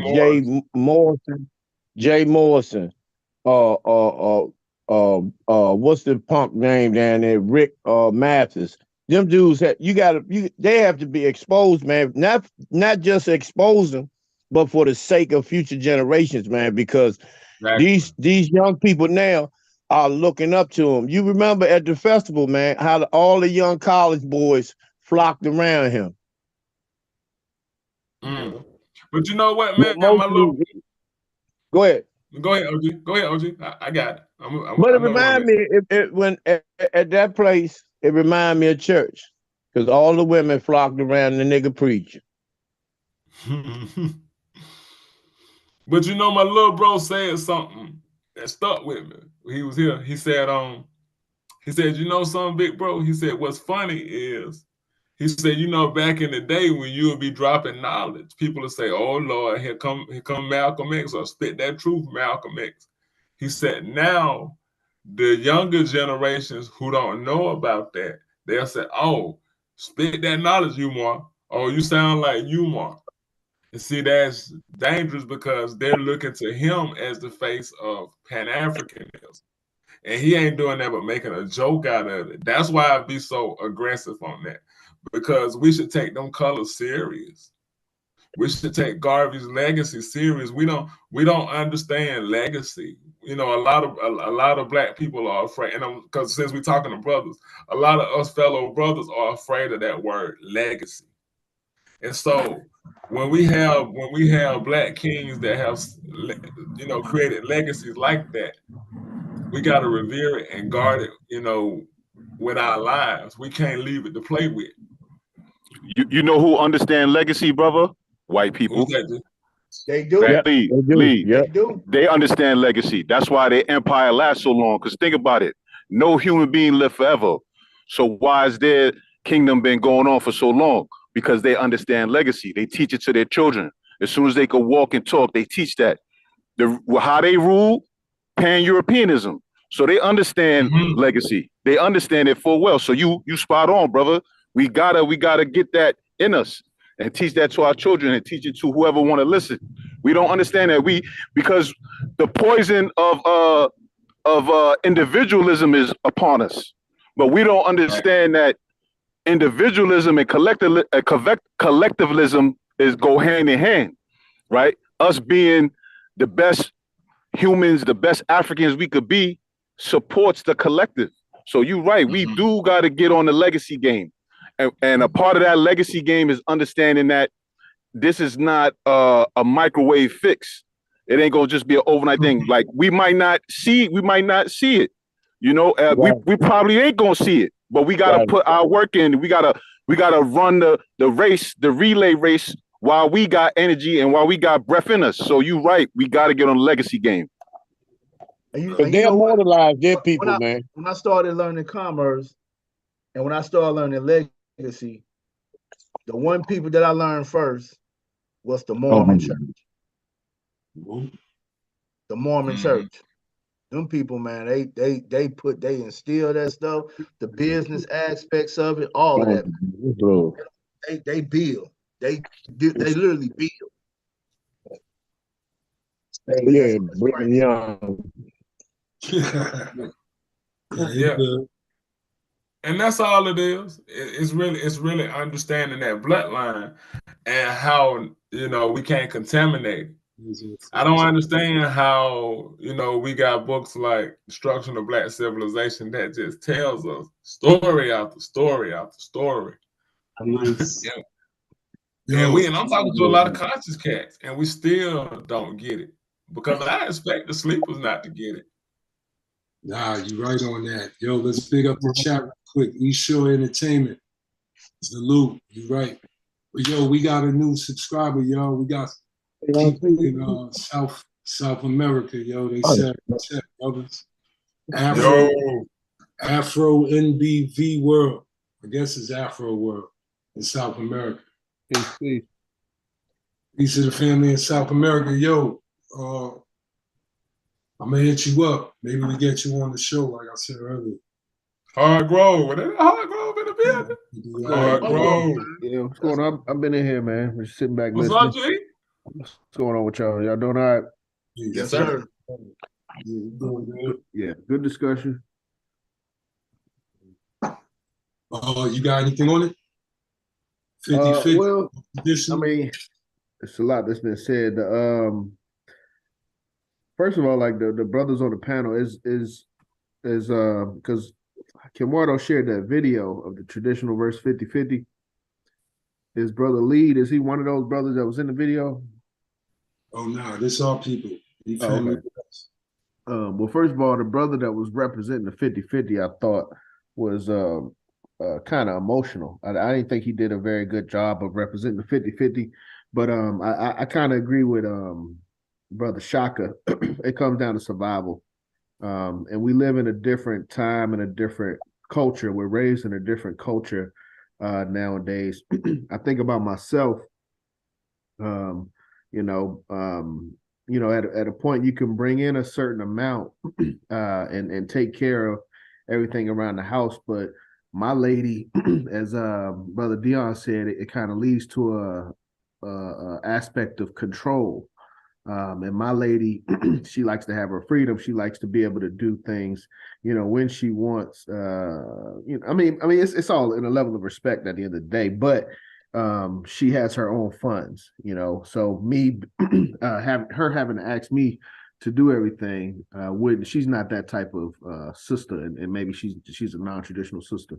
But at the end of the day, the point is, we could live modestly on one income on what I bring in. Or we can live, a little bit more comfortably on two incomes. And with that, it allows both of us to not only address the needs of the household, but it also gives us an opportunity to address the needs of the community as well. And I think that's one of the things that was missed out from both sides of it is it's limited to just the household and taking care of the household. All right, now once you take care of the household, then what? Where does the extra time and energy go? And for me and my approach, I like the aspect of 100-100. Everybody, both sides giving their all. Whatever needs to be done is taken care of by the best person to handle it at that time. But there's no specific gender roles.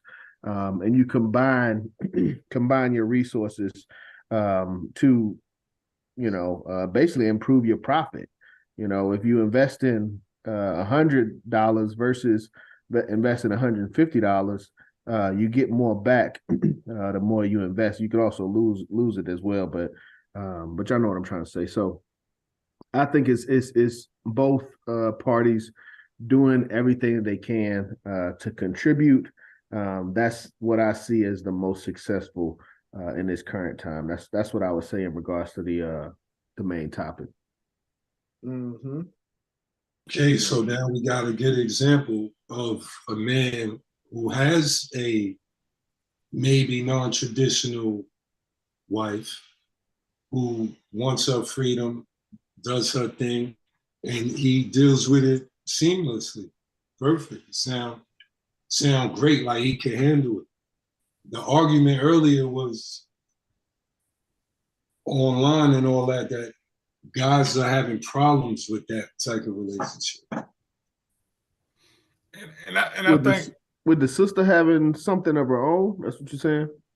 Yeah, like more. They look at it base. So if your girl makes 75 and then you make 40, she make more than you, and you can't tell her nothing. So they were saying the men have problems with the women who make more than them. Go ahead, Obasi. I heard you was getting ready to say something. I was just gonna ride off of what you were saying. I think it's to each his own, because to me, we looking for, when we say, and I think, like we said, when we say traditional, because Brother John said something, a woman sitting there asking you for this, asking you for that, and we're just not in that mindset. And a lot of sisters that I talk to, I think when we did our live and talked about it, me, Ken, and our sister Hope, God is Hope, and Knowledge, I think when we talked about, those were the first brothers that I talked to about. I talked to a lot of ladies about it first, and all of the ladies I was talking to was not in support of what the nigga Yada was saying. And to my bro Hardgrove point, I mean, or to like what he was saying, I think the reason he was emotional, but I think what it was because he attacked him and said, "You're not a man." He was embarrassed.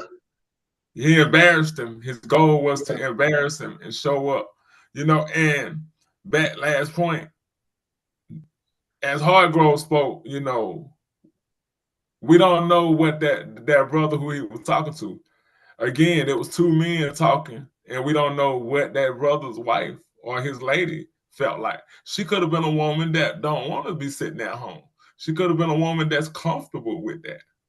But this whole assigned stance, and we assume that if you're not letting your woman stay at home, you're a failure as a man. If you're not out bringing home the bacon, and we just not understanding where we at. We're going into an artificial intelligence society, and after a while, it may not even be no jobs to go out and get. Listen, man, they already got full-fledged Walmarts. They got a robot sweeping the floor, a robot checking you out. It's only 2 people in the whole facility. They got robots stocking the shelves. Come on, man. They got robots unloading the 18-wheeler trucks. Yeah, it's gonna be over with real soon. But I mean, it really comes down understanding, because Rebel was mentioning a specific example of a brother making a certain amount, of sister making a little bit more, making more than him, and how the brother should feel about that, how he should interpret that. And the first thing that came to my mind is, it goes both ways. The sister has to handle that a certain way as well. She can't be overbearing and just compounding the man's lack of ability to provide by the things that she says, or the thing that she does, or the thing that she implies. So it really, in my opinion, it has to go both ways. It has to be on both sides. The brother does have to be strong, be consistent, be committed, and really work on a plan to get in a better place. But at the same time, the sister has to, I think, work with the brother and not, shit on him, for lack of a better term.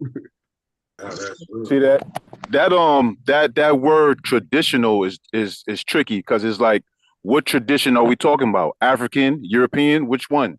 And a lot of times, like I said earlier, it ain't, we not coming from no African tradition. So that tradition is like, the way I look at it is like, them days is over either way. And we now in the real time, we create the tradition. So like the brother says, like Shaka said, we in a state of emergency. So you do your best, you do what works for you.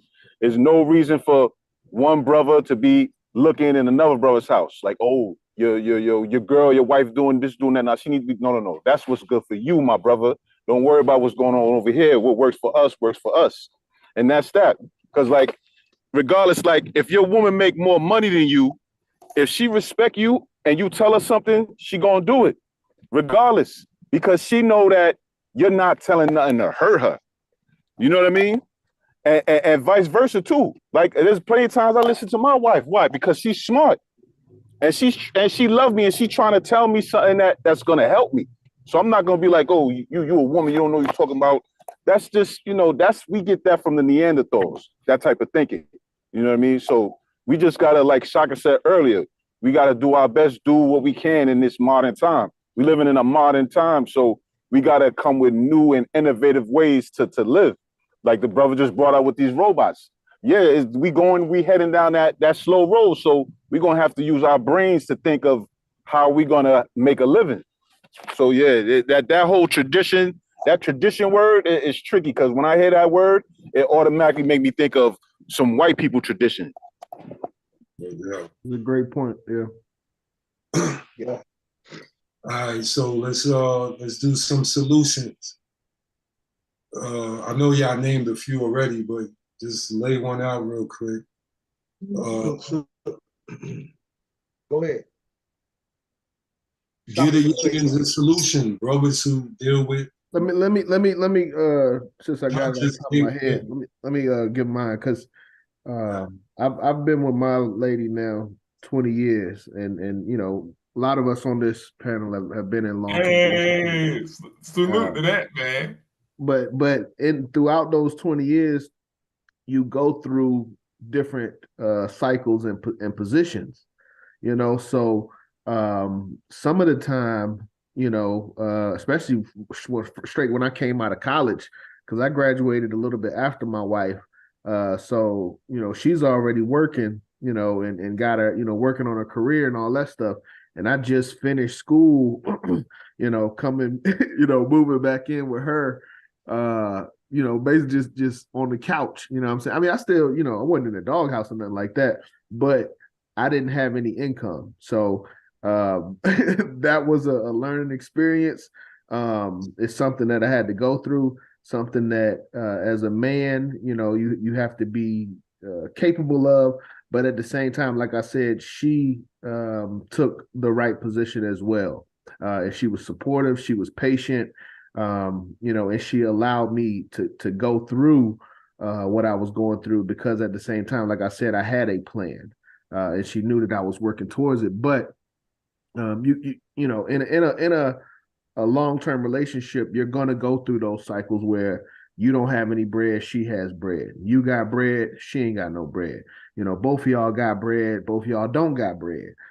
So I would say that the foundation has to be understanding, communication, honesty, and really being serious about what needs to be done, how to do it, and what steps are being taken to achieve that, and being patient with each other. But understanding and communication will be the main solution. Is before you can make any progress or expect any progress, at least understand each other's positions. Powerful, brother. But that's for the brothers out there who might be dealing with a woman who's, maybe doing her thing. It come with levels. I hope y'all can learn from that. That was deeper insight into that. Everybody don't have that pattern, so it's all degrees. So that's what's up. D, anybody? remedy? Oh yeah, my solution is definitely unity. You know what I'm saying? Foundation of unity. And one of my things that I say when I am I speaking again, I say your foundation is your orientation. And which is very good because a foundation means you have something to stand on. If you don't have nothing to stand on, you shouldn't be speaking to no one. You shouldn't be doing nothing like that. And you know, the dialogue has to be real for us, you guys communicating together. You know, like I've been married 27 years, 26, 27 years, something like that. So Okay. so like I said on the live when me, Obasi, Ken, and Queen Got His Hope was on the live, my wife got it out the mud with me. You know what I'm saying? So I can see and agree what John is saying. At one particular point in time, she had a better job than me. Then one particular point in time, I had the job. And then, you know, we both was up. So it was kind of like that. But she never made me feel like none of that stuff. You know what I'm saying? But I'm always a firm believer. And by me being a street dude, you know, coming into knowledge and read and getting to the nitty gritty, the real nitty gritty, you know, and also looking at how young black men are today. They get a sister who with them while they're in Section A and all of that, and they drain the sister down. You know what I'm saying? And then when they get the bag, they run off with an Instagram model. I don't run off with the bag.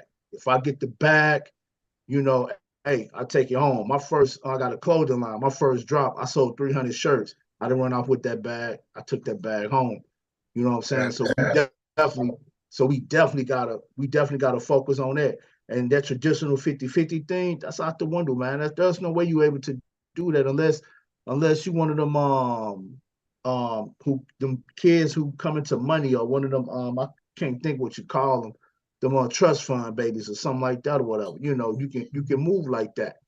But in order to build yourself up to that, you gotta have someone on your side who's gonna be for you, not against you. You know what I'm saying?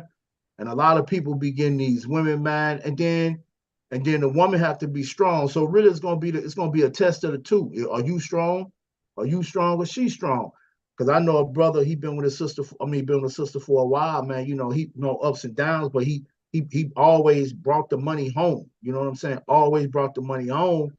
And then when she got a higher position, you know, and until she got to work with a city, she linked up with a guy who was single. She ended up leaving him. So it's all about the foundation. You know, make sure that foundation is strong. If the foundation is strong, then when your time comes, you're gonna rise. I always believe that, and I always stuck by that. And that's one of my things that I speak all the time. My foundation is my orientation, and you have to be proud about that and be big about it. And even like now, the opportunity for you to speak it for other brothers who out there, you got to speak it. That's why, you know what I'm saying, I like what John Hargrove said. Nah, I believe that. Since y'all blew y'all joints up, I've been with my wife 20 years. And when I met her, I was homeless. So she was in college. So I did a job, some welding job. I helped somebody out for like 4 G's. And I just gave her the money for her school, although I was still in that predicament. But that gesture alone, like I said earlier, let her know I was in it for the long run, and we was one. From that gesture, you know, everything else came together, but from that gesture, we knew we was together forever. So since that day, y'all both was right. We go up and down. You had the bag, I had a bag, you had a bag, I had a bag. Then her bag could help my dreams, vice versa, and that's what happened. Beautiful if you could find that. That's facts. Only so many people is missing that. So their journey is like you running by yourself.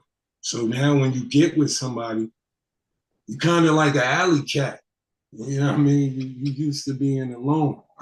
So you don't like to share. So I don't know how easy it is to gain somebody's trust today enough to get to that level of pure trust. Our bank account, we everything is one.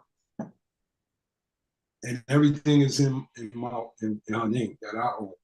So I don't really own her. Everything in my wife's name. So that's how I do my shit. But I wish more people could meet somebody where they could even come close to having that kind of bond. It's like the bonds, people don't bond today. It's too many options, so nobody really get close. But Brother Rebel, you said something. You said we gotta find it. I challenge that. I would say as men, we really gotta create it. You know what I'm saying? We, you know, in my situation, it's really about trust. You know what I'm saying? In those times where one individual isn't providing, the other person has to have trust in them. You know, so I went through my phase of not working for a few months. Then once I got on my feet, you know, my wife was able to go to nursing school, so she, you know, quit working for however many months or years or whatever, or to work half part time. But it's reciprocity. You know, you do for me, you took a chance on me, I'm gonna take a chance on you. You know, right. But partially, when you said how do we develop that trust, you know, being a man, part of being a man is our word is our bond. You know, so even if you don't have all of the resources that you aspire to have, at the very end of the day, we got to be able to keep our word. You know, so we say, you know, I'm gonna wake up Saturday at 7 in the morning and you know, take care of the yard or do some things around the house. We have to be able to do that, and that's what builds the trust to where, okay, you know, I'm down $1,000. You know, it's you've shown that commitment over months and years of doing the things that you're saying that you're going to do, and exemplifying what it is to be a man. So it's no reason that a woman wouldn't trust you. So we got to create that. We got to build that. Also, to answer your question as far as like solutions, I would also say from the get-go, it starts with the woman that you pick, right? A lot of times we'll desire a woman for the wrong reasons, right? She got a big booty, big titties, she look good, but we see a bunch of red flags and we continue to deal with her, and vice versa for women. They see red flags for the brother, they continue to deal with him. So I would say one of the solutions is from the gate, picking the right person to be with, not ignoring red flags, not having, yes, you got to be attracted to her, but not setting that as the number one thing. Her personality, her mindset, you know, is she loving, is she caring? These are the type of things. And guess what? You might find a woman like that, but she might not have a big booty. So what are you going to do? Are you going to pass up building with a woman because she don't got a big booty? You know, I'm exaggerating, but I'm just trying to make a point. No, you're telling the truth. Right, that it's qualities of a woman that we, as far as our partner, to build a family, we have to look for those type of things in her, and not the things that has been put in our mind to look for. That's why there's a bunch of baby mothers and baby fathers, because from the beginning they started off wrong. From the beginning they saw, you know, the sister was out of order or the brother was out of order, but for whatever reason, whether it was their lust or their loneliness or whatever it is, they went and dealt with them anyway. And now they have kids, now you have other issues, and you know, that's an issue. So that's what I think should be stressed, especially to the young men coming up, like how to pick a woman, you know, how to pick the young sisters, how to pick a brother, you know. Yeah, that's what I think is a solution, because that will be the beginning. That's the onset of the relationship, you know. I blame Instagram for a lot of turmoil. It's because what's cheating? If we was in like 1970, right? Just be basic with me real quick.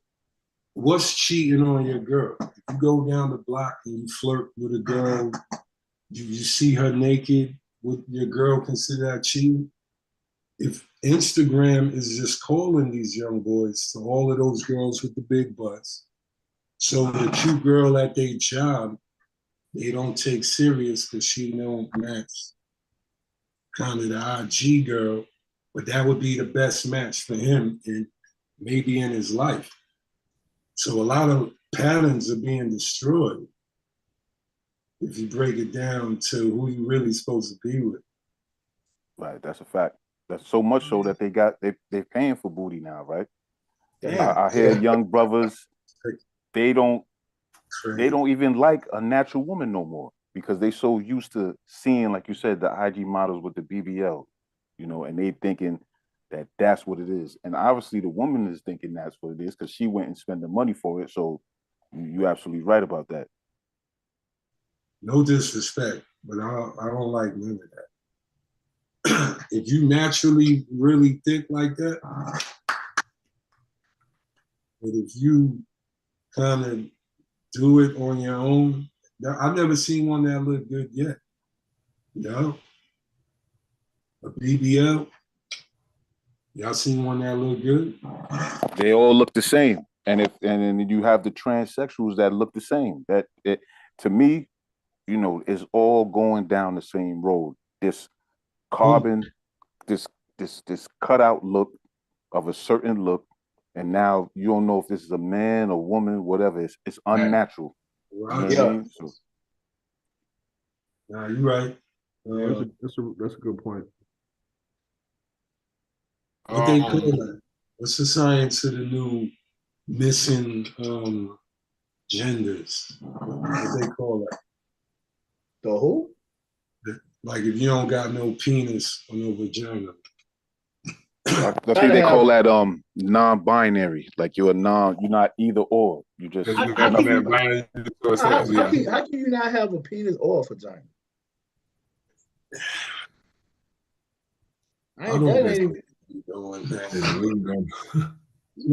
Massive confusion, brother. Massive confusion. The devil in there is right. This is confusing the whole zone. Nah, that's what's up. I'm gonna say. So hold on, boss. You got a penis off a vagina? What you walking around with a colostomy bag? Ooh. How the fuck you eliminate? I mean, god damn, it's crazy. It's crazy, man. That's crazy, man. So what everything. I'm gonna say the solution is learn to deal with self. I'm gonna say learn to deal with self first. I'm gonna say therapy is okay because you know our ancestor, Nana Bobby E. Wright, said there's only one fight, and that's for the black mind. And I'm gonna say we on the verge of have lost it. I'm not gonna say we have lost it totally because we all of us brothers on here in our right mind. So we ain't completely lost it, but we down bad. We in intensive care. So I'm gonna say to and bro, Lee, you spot on, man, with how to pick your mate.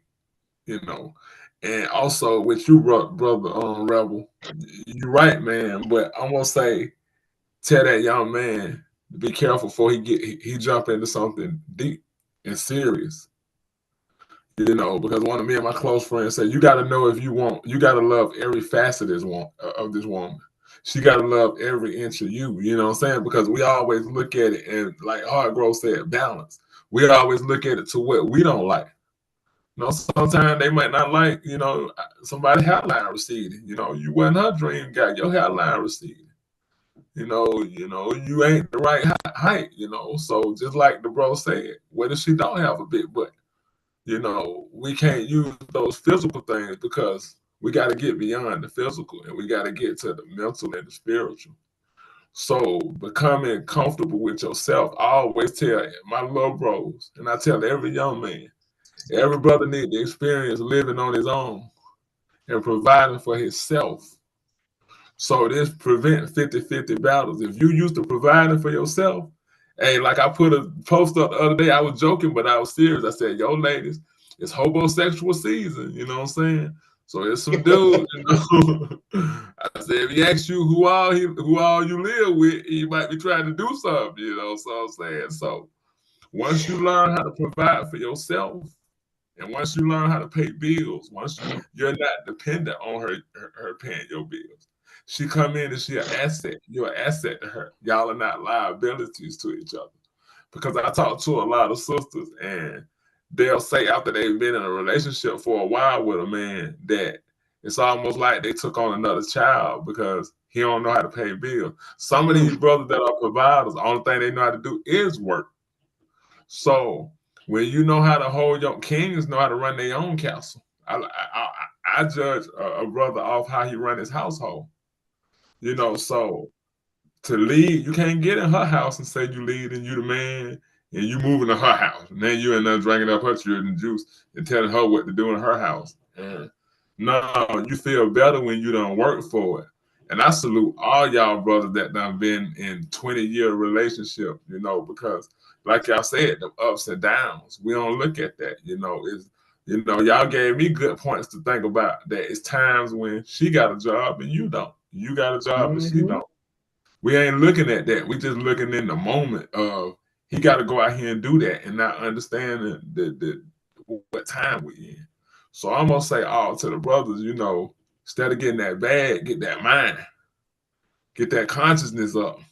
Because if you got that bag with no consciousness, like y'all said, you're gonna be out here looking for the Kardashians, them BBLs, and you don't want no BBL. I don't want no booty that gonna pop. No, I'm good on that. I'll take the good old flat booty. I'm good with that. But being happy. Peace to God is hope in the chat. Hey, Queen Goddess in the house. That's my girl there. But now, being happy with yourself is my solution, and you know, building yourself up first. Like the brother hit, he said, individualism and collectivism is synonymous. So to be a great unit, you got to be a great individual, you know? Okay, but just like Kim Wardo, he liked to bring this up. A few of y'all brothers always bring it up, but Kim Wardo loved to bring up the fact that all the commercials show the black woman kind of on her own, whether she got kids or she just jump in the range by herself. They show her going to the business building. The messaging to the women at the same time, the system is telling them to act like that. That's the trick. That's the technology. You know what I'm saying? It's like we was talking to it. I was on a live with one of my friends, and we was trying to school this 27-year-old dude, and he's saying all these things that he don't understand about life. And I said, well, what kind of conversation are you having, homie? How you are you just meeting this woman, taking her to restaurants? And what kind of conversations are you? You got to get to know her. So if you getting to know her and she got that feminist mindset, it's like that brother said, them red flags. Now she thick as all outdoors, but you hear her talking about, you know, that if she make more money, you ain't gonna be able to tell her nothing. But you can't change nobody's mind. And I think we get into relationships with the intent on, I can change him or her, or if I put the wood on her, you know what I'm saying? Dude live that, you know, if I put the wood on her, she'll do that. Or the woman said, if I can do this, can't change nobody. You know what I'm saying?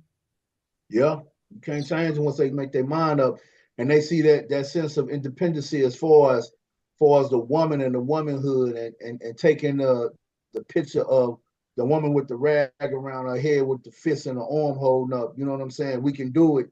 You know, and a lot of women take that independency and roll with it, and not knowing that they kind of like helping and damaging society in a little bit.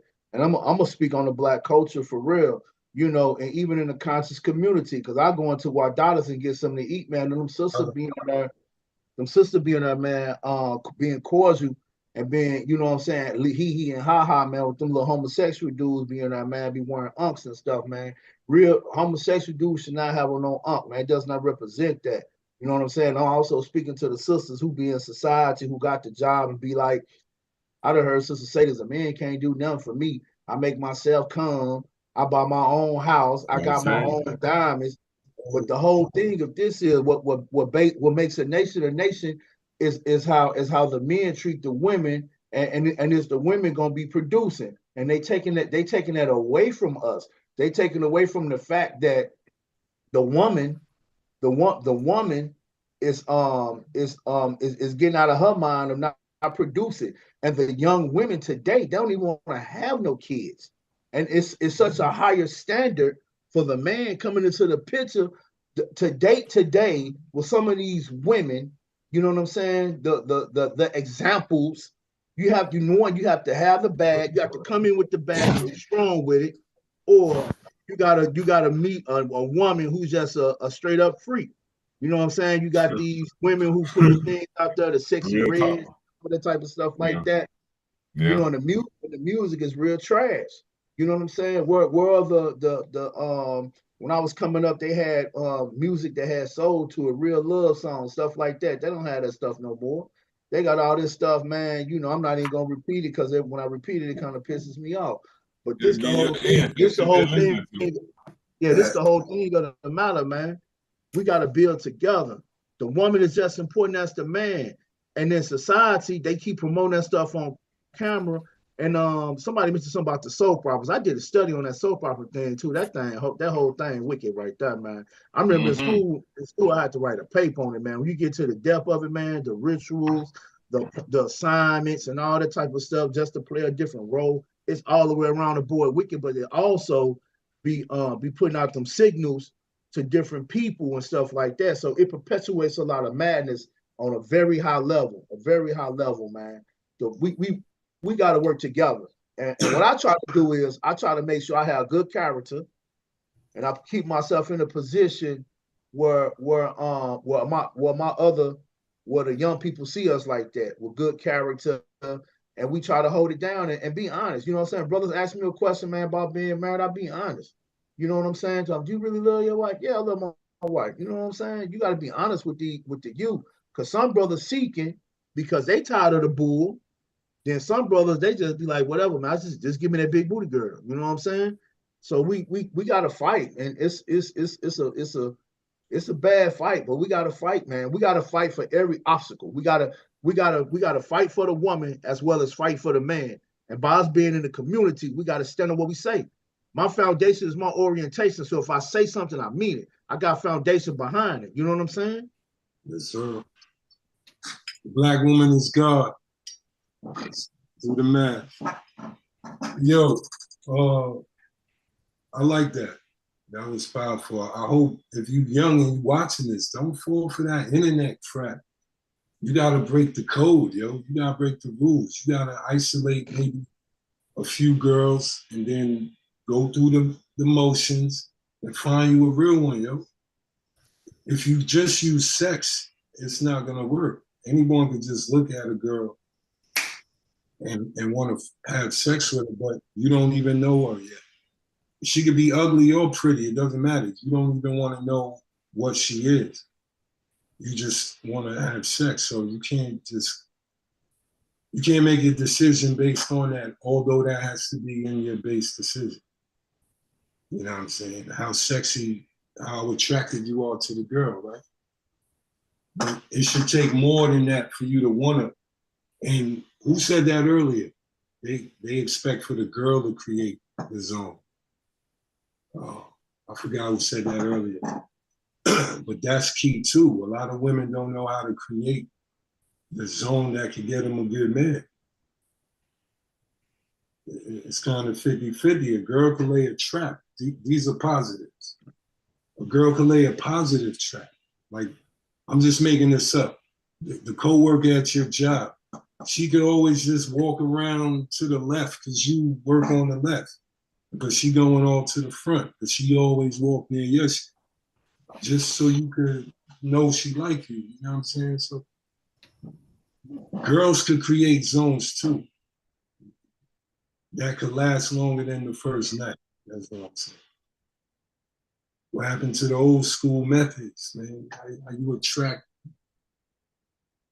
you attract opposite sex? Look, the relationships used to hold more value. So if we're doing what we're doing today, the relationships ain't no value. Y'all remember Friday nights when we was 20? Look, we just trying to go beat something and go home, right? It seemed like the whole world think that no matter where they at. They do. Nobody really want a relationship anyway. But you human and you fall for people because y'all exchange the energy. And then the pattern hits you when they ghost you or, I don't know, tell you they don't want to fuck with you no more. How many people are hurt? The damage is coming from all this fucking that don't mean that. How else would a girl be damaged? She got to give you the trust bucket, right? How many disappointments does this one girl have? Dudes just beating it and then kind of ghosting her. Women really feel bad when they lose that leverage like that. That shit damaging. They be feeling worthless sometimes. Too much of that, I don't know. So we gotta save the world, fellas. Yeah, it's not good for the psyche. What you saying? That's all we got, man. What else we gonna do but save the world? I think we all know what we got to do, and I think what we're doing now, we're gonna continue to do it, and I think in the process of that, man, we're gonna keep taking it up, taking it up, taking it up. You know what I'm saying? No doubt. There's levels to it, man. Let's talk about that app real quick, though. What's that? Don't worry about that. It's coming soon, man. To be continued. One of those, the giant letter aesthetics. Man, you already know. You know I be cooking, man. You know I be cooking, man. I'll never stop. I can see that. Is that red and blue? I saw one of these today. Was red and blue? Oh yeah, you already know that's all body shit. Hey, let me see that again, yo. Yeah, oh, that's fine right now. Might want to get that tattoo. That's a fact. It's nice. That ain't the one I'm gonna get. I got another one I'm gonna get. I got stuff I ain't brought out yet, man. I'm doing a drop soon. I'm just waiting. Is that stitched on? I gotta check. I think it might. I don't think it is stitched on. Nah. Nah, that shit still look cracked. Blue and red. Am I looking right? Black and red. Black and red. Even better. That's I got black and red, white and black, black and gray, and that's one more color. I think it's blue and black. One of them. Nah, I like the black large letters. That shit look. Remember the old I don't know if you even you your own mind, but the old G hats. I don't know if y'all remember those in the early '90s. The G hats. They was button up though, but it was the G hat. The G was on the back. On the back. Yeah, they used to have the big black letters. Remember Pac hat? Yeah. Sox hat. Yeah. One of these. That's a G hat. So that's it would have like the strings on the back, right? Like the strings on the back of it. Nah, it would have the logo over the open brim. Oh yeah. Small G on the side. Yeah, and once y'all see it, y'all remember that shit. But they just had the block hats, and that's what made the hat track. The block letters. So all of that for that. Aesthetics. Go copy out some gear, man. We coming, man. We got a lot of gear makers over here, man. We're gonna flood the Black Wall Street. I ain't trying to go too hard. I'm just trying to sell about probably about 1,000 pieces. In a month. Say that again? In a month? I don't know. I ain't decided yet. I might do 60 days. Yeah, 2 months span, that ain't bad. Nah, but I gotta do a strategic collective that everybody gonna like it. I might not even on this go around, I might not have no inexpensive items. Nah, we talked about that. Nah, we leveling up. Yeah. Everybody know, I'm talking comedic wise or conscious gear. We got some ill shit. Y'all gotta pay for some of this. Somebody tried to buy this from me, man, twice. I've been there before. That's what's up. Yeah. I got everything copywritten and stuff, so yeah. What you mean, the logo or the shirt off your back? The logo. Oh no, we can't sell the logo. Nah, this is hand drawn. This came from me, you know what I'm saying? Well, they know, I mean, it's an ill angle, so probably thought he could use it himself. Nah, you gotta invent and keep your work. Yeah, I'm keeping all my work, man. That's the best part. Yeah. They don't got no balls. Who Nah, said that? I'm keeping all my work. It's kind of like music, right? Yeah. Your creational art, whatever you create, right? Can't get that up. Nah, I ain't giving it up. I got too much. Y'all brothers still making music? Yeah, the Avengers still doing their thing all day. Yeah, the Avengers still making music. It's going into I think somebody had brought it up a while ago, as far as like you know, the music and the entertainment. You know, the music is powerful, you know. That's why they have a control over that. Oh yeah, I think we was talking about like Sexy Red and a couple other people. The music is powerful, right? The music is spiritual. Like music, you know, is like air. You can't see it, but you know it's there. You can hear it, right? It invokes something in you. It makes you do something physical where you start moving to the rhythm. It can vibrate molecular structure. Yeah. So that's power. That's magic right there. So that's why that's why they know that they gotta control it. So this is why I brought up, because I know y'all brothers doing music, because we gotta put our thing out there, to combat that, regardless to whether we feel it's not on, you know, billboards. None of that matters. What matters is making it and then putting it out there. So it's out there. You know what I mean? That's what matters. Because we have to combat that noise. That noise that they got going, what they're using along with other things to control our people, we gotta make our music to combat that. Because guess what? Whoever's gonna hear it is gonna hear it. You understand? Just like the bro Obasi said, we all are in tune one way or the other. And we came about that in our own way. But here we are today, tonight, right now, together. It's the same thing with the music. When it's put out there, regardless to whether it's promoted or not, it's out there. Someone's gonna hear it and they're gonna be in tune with it. But if it's not there, then they don't have no other choice. So we definitely gotta put our stuff out there because it's powerful. Mm-hmm. They know it's powerful. That's why they control it. That's why they go through all the like all the different how can I say, like, you know, all of the little wicked conniving ways to control it, whether it's making you, hanging you off a terrace or trying to knock you off. Like even we hear stories about I think the brother name was Sam Cooke.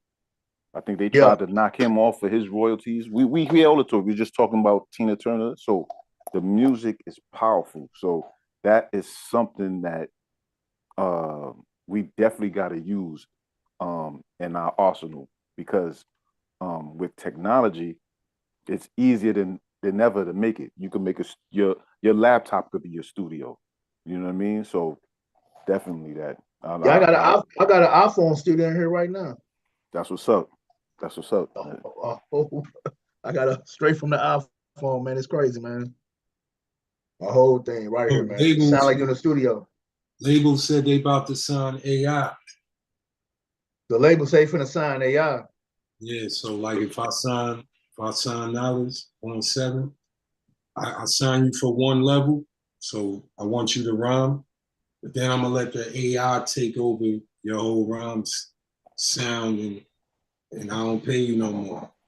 They just cutting out the middleman. They cutting out 2 middlemen. Word. But somebody put out like a EP of Tupac, man. People thought it was real, man. It was all I heard that shit myself. I'm bro, man, that joint sound said, good. hold up. That AI be listening to the world talk, man. That shit channel Pac. That's that shit Pac would have said. 70% of that shit. I did the math. Man, I thought about it too, man. I said, man, this is like 60, 50, 60, 70%. So this was new. This was new lyrics. This wasn't like his old stuff. No, this was like new stuff. No, this is straight AI. Straight AI. If you put in so what AI, they did was and that's scary too, man. They uploaded his voice. Right, Obasi. They uploaded his voice, and then they uploaded his lyrics. And then you ask AI, say, how Tupac Shakur rap about the ghetto builders, and it built a whole thing. I got a Mios on here right now, man. I could put in what I want, I could take some notes that I got, like my conscious notes, or my notes I'm reading from a book and put it in there. It'll give me a song for it. See what I'm talking about?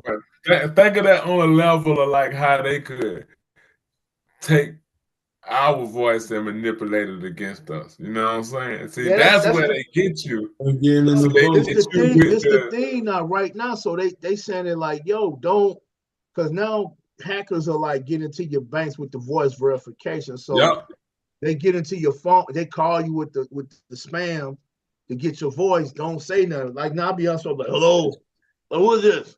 You know what I'm saying? Hello. I ain't even going for it. Doing all that shit.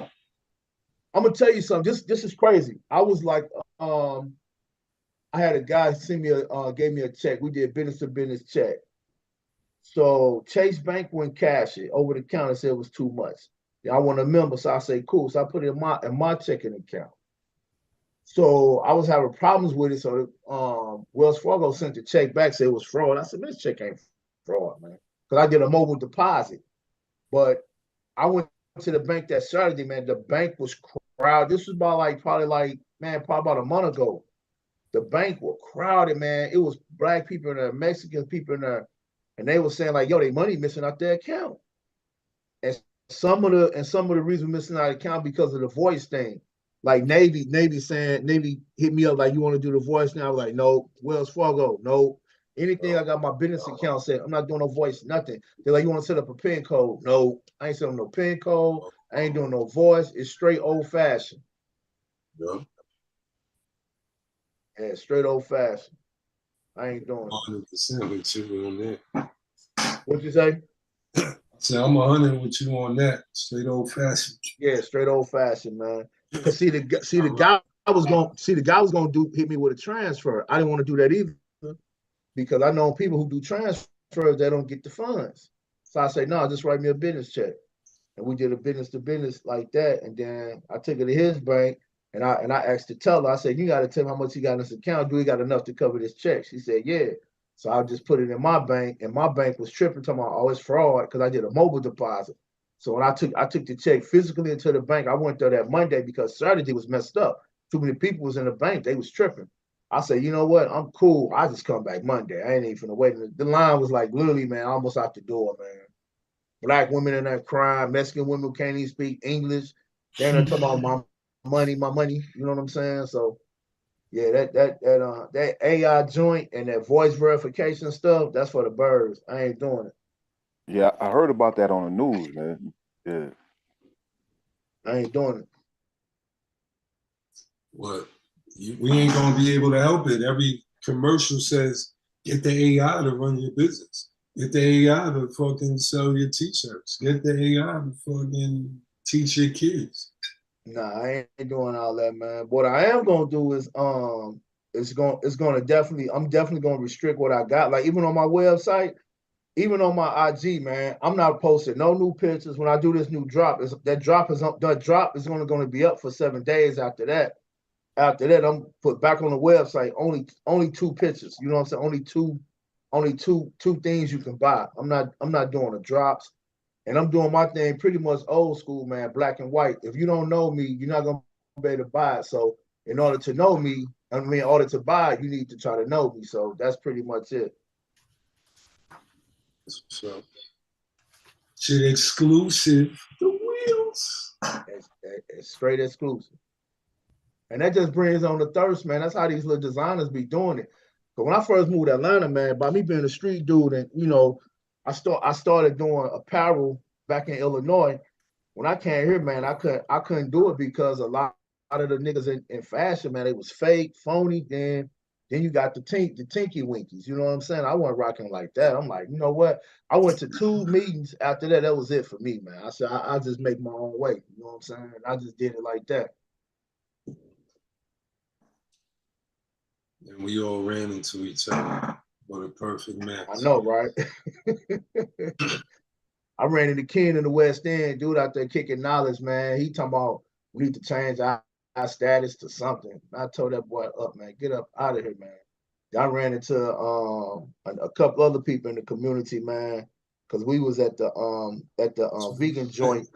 We was at the vegan joint, and dude was in there. Hebrew was in there, man. He was going hard too, though, man. But everybody was scared of him because he's like a big dude. You know what I'm saying? And I think that was my second debate. You know what I'm saying? I broke him off too, man. He couldn't handle the fire, man. Cause you know the Hebrews, they'll have a white guy and be like, "This is my brother." I'm like, "How is this your brother, man? What kind of stuff is that, man?" And then like I beat him up bad. I said, "Man, you wrap your woman up, and you try to do polygamy. Got 3 women in the house, and they go to work, and you at home playing the PlayStation. And then you ain't no king. You a bitch." That was it right there. He was hot. Then I went to the language. Like me and Obasi always chopping. I went to the language. Your language is the last language. You look at the language, Kemet wrote first. Egypt wrote first. They language came last. That's facts. Facts. And I told him without our signs, there is no Hebrew. Then the guy said we were hidden. We were hidden in Nubia. If you was hidden in Nubia, you was a op. So you like today's, you was a op. So if you hidden in Nubia, you was a op. Plus they go back to Sanskrit too. And yeah. Sanskrit is before Hebrew. They try Cuneiform is before Hebrew. Okay, so you see how it's not from one source.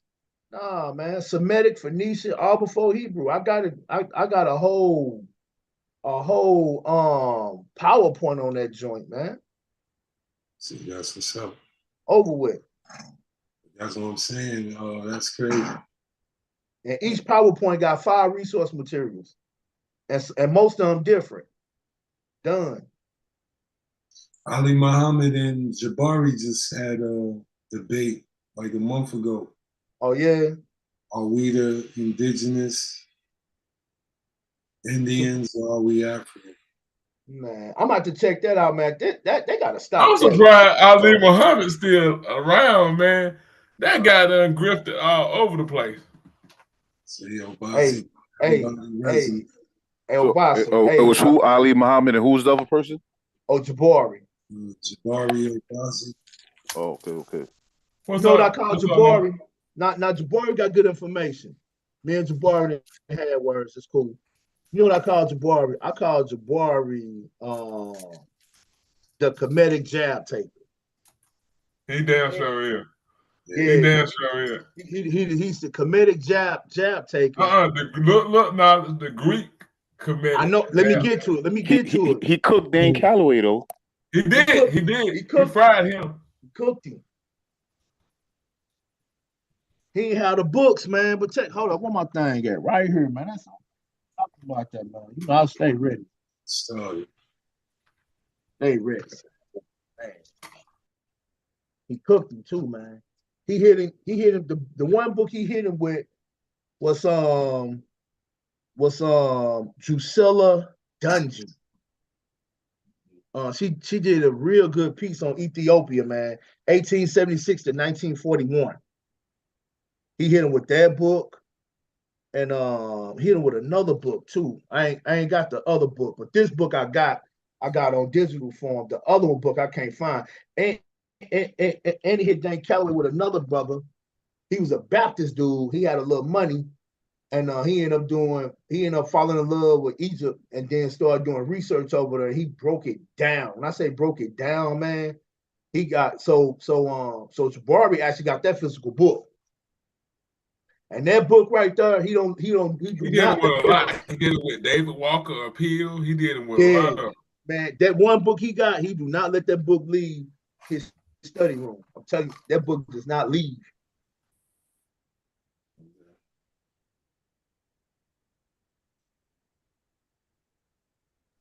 So that just showed, man, how you got to be well-rounded, because there's a lot of them that took that thing. Yeah, man, he took that thing, man. Shit, we did battle it. That fool up. Goddamn it, acting like he the damn expert. Man, listen. Man, Unc took the jab, man. Got everybody took the jab, the whole family, man. Yo, I don't understand them dudes, man. Like, I was listening to him and the other dude, Unc and some other dude. The dude wrote a book, and they talking about they skipped the line. They was the first to get it. Oh man, I went head up with them. I'm like, I don't understand y'all. Like, y'all going to the devil, to the beast. Like, I'm so confused, man. Like, I don't understand. We got it on wax, man. We got it on wax, man. No, dog. This was one of the funniest part, Brother Lee. We had a brother that was with us. He told the dude that was with Sean. He said, "Man, y'all cat probably ain't even vaccinated. Y'all just talking." The fool pulled his card out. Said, "Don't never try to play me like I ain't vaccinated." It was like, wow. And then, so what he did was what he did was he went back and contributed, which is true. What he brought for us the information about Africa vaccinating first, which is true. So I told him and the other brother. Real quick, but not to interrupt. I don't mean to interrupt you. Africa vaccinated first. What do you mean? In ancient Kemet? Right, that way first. Correct. But all right, go ahead, brother. I'm gonna let you go ahead. But I did my research though. It was different. It wasn't like right. What we doing today? Right. Just like they always try to teach with chemistry. I'm sorry. Go ahead, brother. Go ahead. Straight 360. It was a straight 360 from what we doing today. I know what you're gonna say. It was a straight 360. But yeah, I hit the brother, man. So the brother was like, give me an example of something in nature that can sick, and then they do something and heal themselves. So me being, I studied Kemet. One of my favorite characters is Jehuti, which is Thought, the Atlantean, or Thought, whatever, Tahuti. So one of his depictions of his zoomorphic form is the ibis bird. So what does the ibis bird do when it's sick? It has water, and the ibis bird can have his neck go back. So he has water, which is a typical figure of an animal. He put his beak in the water, shoots it up in him, and the worms come out and he fly away, because if he's sick or something like that. That's a typical figure of something in nature that's healing itself. So when I told them that, man, they just were like, "Oh, that ain't it." I'm like, "You asked for an example, I gave it to you." It don't matter. They don't care about the truth. They are locked into some whatever ideology that they turned into a religion. So you could have told them a million factual things. They don't care.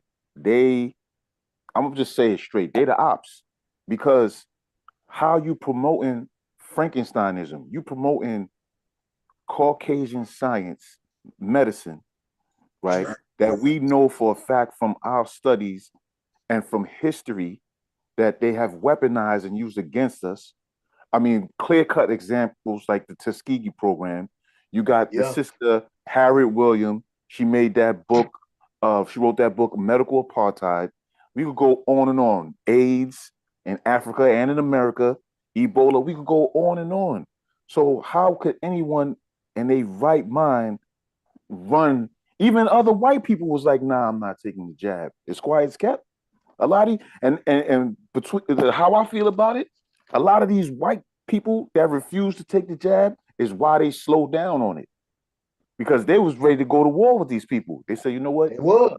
We can't disrupt this thing right now. So we gonna come another way because they ain't gonna stop. They gonna come another way. I heard they putting it in the food or whatever. But not to digress, how could these brothers promote that? Like, I don't understand them. Them brothers confuse me because they are real adamant with it. Like, they pushing it. So we still got the episode. This shit was banned from TV. We never put it out. I wonder why. That means that episode must have been heavy. Yeah, it must have been heavy. We was proven right, but if you watch it, they thought they was winning. If you looked at it then, they thought they won. If you look at it now, we kicked their ass. Yeah. So there's nowhere everything that I brought was proven right now. Damn, there's nowhere you could get that. Oh no, I got it right here on the computer, but okay, we ain't put it out. You might need to start like a Patreon or something, brother, where you could put like all the banned from YouTube or banned from TV type stuff. You know what I mean? Banned from YouTube, and you put it on Rumble. Yeah. Yeah. No, you're right on that. Because I definitely would like to see that, man. I definitely would like to see that because them brothers, man, them niggas are wild, man. But you know what, though? I'm gonna tell you something, man. Real talk. I'm gonna tell you something. The internet unk is different from the unk on 101. I tell people, I'm not telling people to take up for him or nothing like that, man. But see, that's what's more sinister there, though, bro. I know that means he knows what he's doing. When I talk to Unk 101, man, out here in the community. Oh man, we gotta call that guy Bobby, man. Like you said, the sister with the Unk, he the sister with the Unk. So that's Bobby, man. Because Unk Life, he pushing death, man. Yeah, he wilding, man. He wilding, man. He pushing death to the people. But I'm being for real, man. The Unk and the Unk 101. The Bobby is different from the internet Unk, man. Totally different. I get you. Yo, Unk, if you watching, yo, come on the show, man. Man, Unk, man, you know, hey, listen. Hey, Rebel, man, you can call him, man. He'll come on the show, man. You know he will, man. Yeah, I know. Because you're going to get a character, and I don't even do character, man. Shit, we might well call up Charleston White. Hey, man. Hey, Charleston White wants some money, man. Yeah, he want cheese for him. Yeah, he want, what, 5,000, 6,000? Man, please. You see what I'm saying? He want money. Hey, look, they giving it to him, man. You know this man is booked, man, to like next year. Come on, man. You see what I'm saying? It's like you just said. It's a character. You know, there's just characters. So. He said himself is a character. He always admit he just be saying what he want. He do. That's it. I mean, he dropped a couple jewels in between some of the nonsense, you know. Nah, he from our era, and he know. That's where the jewels come from. He know, man. He know. That's not, to me, that's not really jewels. That's like the preacher saying, man, somebody going through hard times. It's hard out here in these streets. You preaching the obvious to the people. So you gonna say, yo, gay stuff. All you gotta do is say the comment, and you gonna sound like a prophet. Plus, I know why you said that. Plus, nobody is like dropping, you know how we used to. When the nigga talk, you hear real truth come out and break down. So if he even say any truth in a truthless zone, that's why he has like traction. When they talk about Charleston White, because the shit he do say is obvious shit, but it's still coming from an angle that don't even analyze shit to even peak. That's why. Because that was my thing. I said, okay, if you pride yourself on being a street cat, a revolutionary, you can't respect the guy that throw rocks and run into the police station. You know, you run into the police station after you antagonize people. Yeah, that's a fact. Hey, man. That's weasel coward behavior. Yeah, he showed his phone, man. He got them people on speed dial for real, bro. You see what I'm saying? Yeah, he showed his phone. You see what I'm saying? But then the next minute, he in the crib with a bunch of guns, talking about he wish a ninja would. Like, yeah. So we live in a funny time, man. This is a that's why I say. That's why I always say on my TikTok, I say a bipolar person speaking to a bipolar people. I'm gonna tell you something. When I first got on the internet, I saw cats I went to school with, man, who did pee-peed and boo-booed on themselves, man. Tough. Nah. Keyboard typing, man. Yeah, you know I do this. You ain't did nothing, man. You ain't from those streets. They don't even know you. I'm talking about tough, man. Cats who were had a mama drop them off and swoop their hair to the back and she kiss them on the forehead and tell them, you go in there and learn something. Listen, man. Where I'm from, if you weak, that went all the way till you was an adult. If you was weak, whack, corny, whatever, it's all the way to you. I don't care if you the mayor of a city right now. If your name Thomas, they gonna be like, there go PP Thomas. Yeah, these cats, man, the internet, man, has created. That's universal, brother. That ain't just from where you from. That's universal. I believe that. I believe that. Zone, though. That's from the true era. That's why you kept it till you was grown, because nobody was giving no outs. And these cats now, man, these cats now be like, you know, all this shooting and stuff, man, we fought, man. We fought. We threw hands.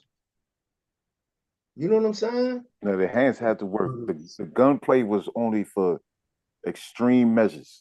Now it's like, thank you. Yeah. Let me tell you something, man. My brother taught me something. He said, don't pull it unless you're going to use it.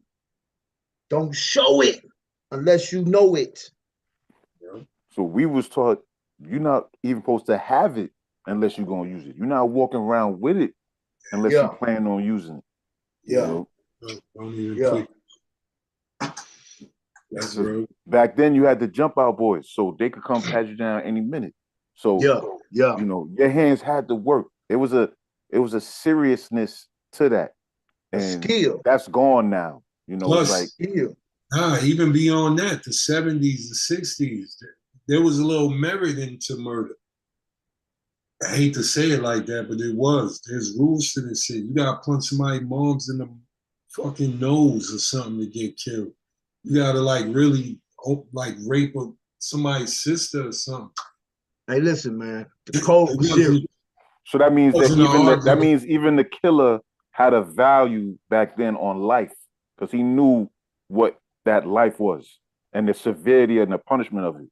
So that means these guys right now, they don't even really understand from what I'm getting from what you're saying, brother, that now they don't really understand what they're doing. Like that's because they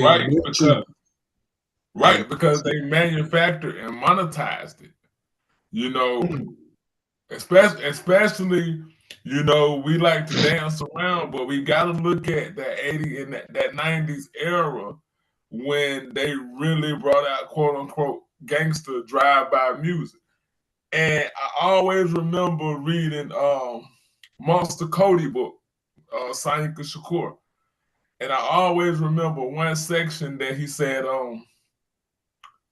he talked about how 1 minute that they would have fights and they would use knives. Like you said, bro, people would die but there was rules to war. And he said all of a sudden he looked around and it was something that he didn't recognize. You know, murder was just given away like candy. You know, so I think it started stages to murder. And then once they was able to monetize it through the music and the vibrations, we never recovered from that. That was like crack. Let me ask you this, Obasi. What would you rather have? You got to answer it. Homos or gangsters? Oh man, because in this time you got both. Thugs and all that. Yeah, you're right. Oh man. But in the spirit of the 90s, you know, gangster or today's feminine dudes, which one would you rather have? Oh man, I'm gonna gonna say got to pick one. I'm gonna say gangsters. I'm gonna be real with you, man. When we grew up, we had a code. We weren't doing all that stuff they doing now. I'm for real. And even today, I carry some of that code with me, man. It be guys be saying like, "Yo, you mean?" Like I'm mean. What? Man, you ain't even seen me. I'm not saying I'm a bad man. I'm talking about what I grew up around. You ain't. That was just the seriousness of it, bro. Because I'm always called serious. Yeah. That's because everybody emotional, man. This generation got the female in them, man. Yeah. It's a reaction quality. So they kind of react a little too fast, similar to historical women. I'm not trying to say women are emotional like that, but what I'm saying is the feminine beings, historical reaction is all in men today. Yeah. So that gotta stop, my niggas. You could take way more pain than that. I gotta say it like that. And you can kind of fight some of this shit you're going through, the perception of the pain. You got that power in you to flip that around. So search for that. Don't just give up that quick. That's all I'm saying. But like Obasi said, this is therapy, right? So we don't use this as therapy, but we can call each other on a more personal note.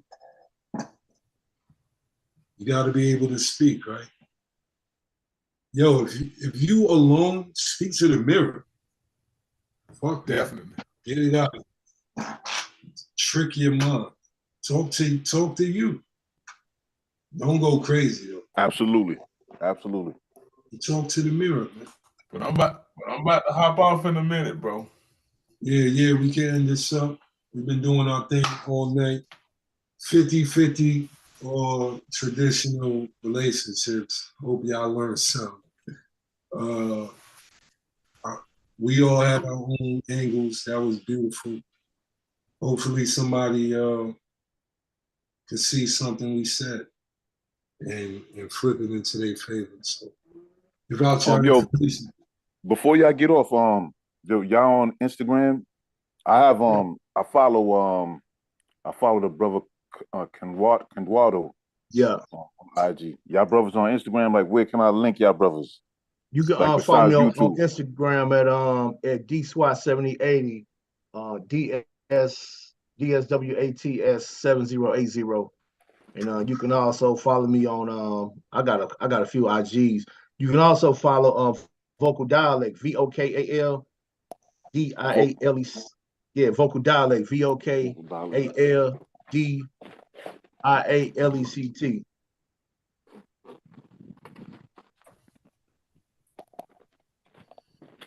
You can get me at Cerebral Assassin 221. Wait, say that again, brother. Cerebral Assassin 221. I'm gonna drop mine in the chat. Yeah, I was gonna put it in the chat, but yo, okay, yeah, that would even be better word because then I could my shit ain't down. Your shit ain't writing. I'm always when you need a pen. All right, copy. Yo, if you go to Vocal Dialect and click on one of them lives, you'll see his video. I mean, see his IG Obasi, Cerebral Assassin. Yeah, I just put mine in the chat as well. Okay, for sure.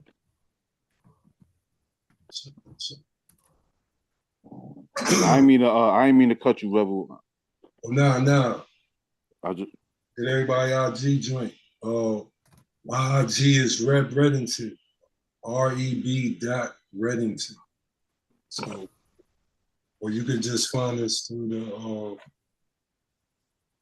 Rebels Roundtable joint, Rebel Vision Television. And we on Rumble, so. Same channel name on Rumble? Yeah. We got 3 shows at this point. All right, copy. More to come. We just got started. This is life. All right, copy. But nah, thanks for coming on, man. You've been in the comments a long time.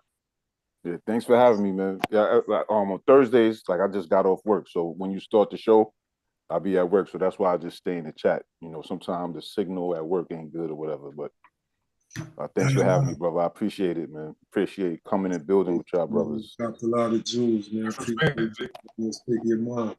Yeah. So Now you're welcome back anytime too.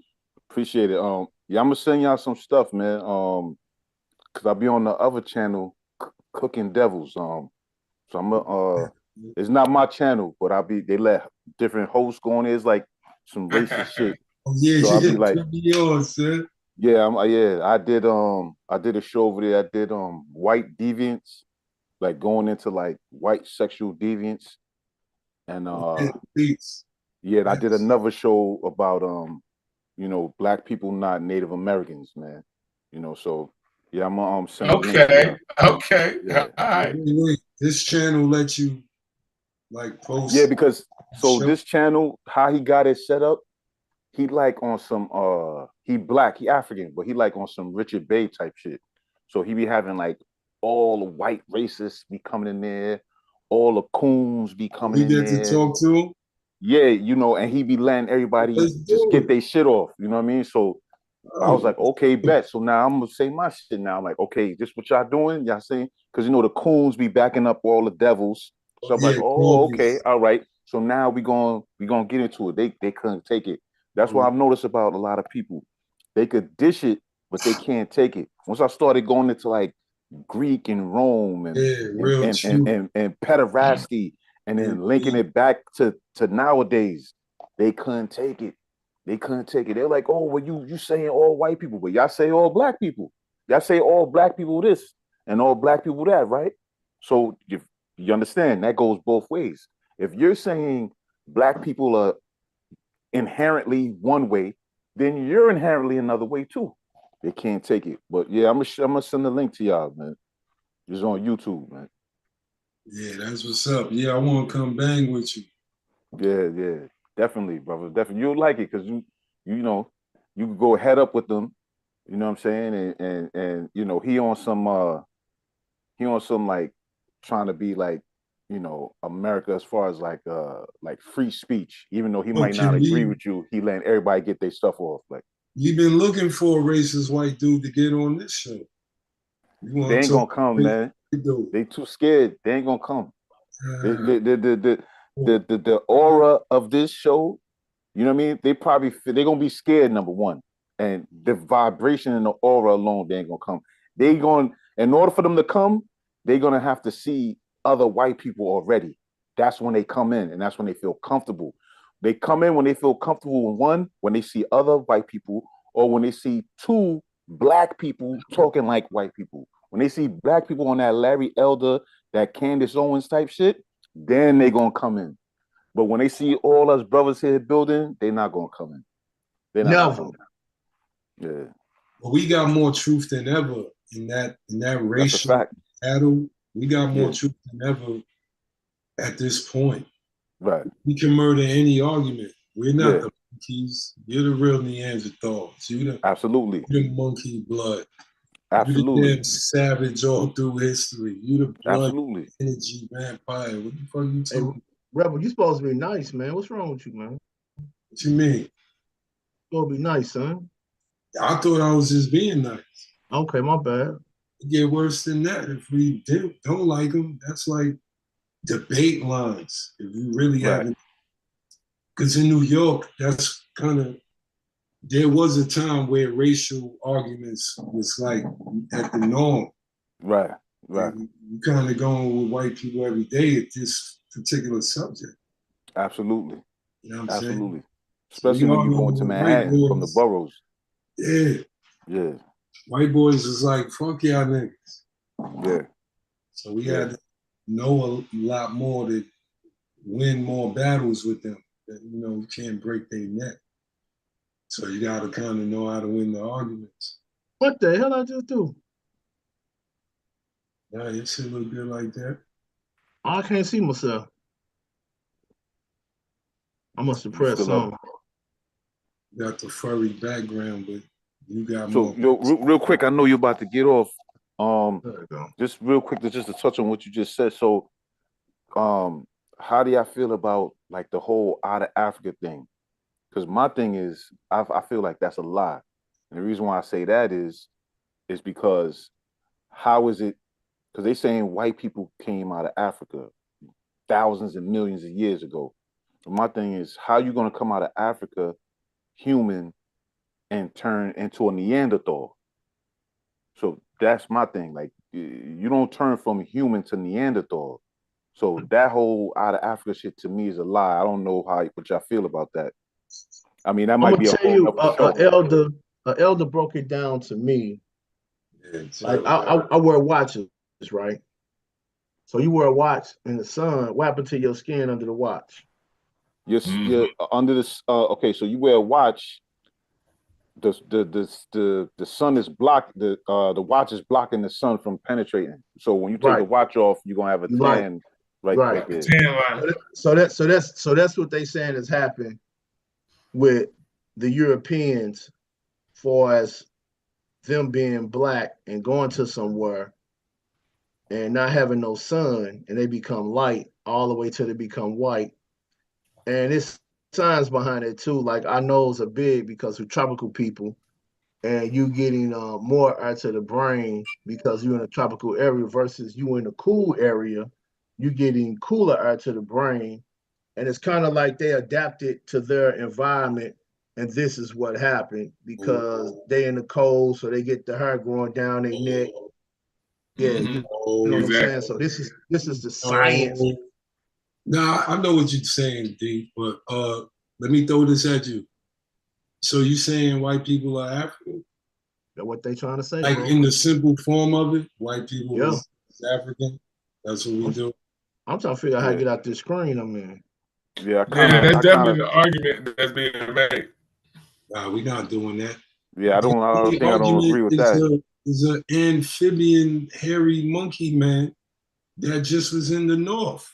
Because if that's the case, then we should be able to see signs of a black person transitioning into white. And I'm not talking about bleaching no skin or nothing artificial. Yeah. I'm talking about we should be able to see a black person going through like, I don't know, it just doesn't make sense. See, all of these things, whether it's out of Africa, evolution, right? We was monkeys millions of years ago. All of these things come from them. Yeah. Prior to Caucasian domination of the world, we got to ask ourselves, as Africans, did we subscribe to these things? And to me, the answer I come up with is no, because we could find a start date to this type of thinking, right? It's like if you lose your keys, the first thing you do when you lose your keys is you try to remember the last place that you put it. So you're going back to the last place. It's the same thing with history. You go back, you go back, you go back. You start seeing, wait a second, there was a beginning to when they started teaching this shit, just like the Bible. Remember, there was no printing press at one point. So everyone didn't have a Bible. So we know the beginning, there was a printing press. That's when this stuff started happening. They start mass producing this book. That's their book. And that's the beginning of the psyops of the religion. So it's the same thing with, we came from monkeys, Pangea, the Big Bang Theory. All of these are these are all of their creation. Like, and when we subscribe to these things, we're actually giving them power.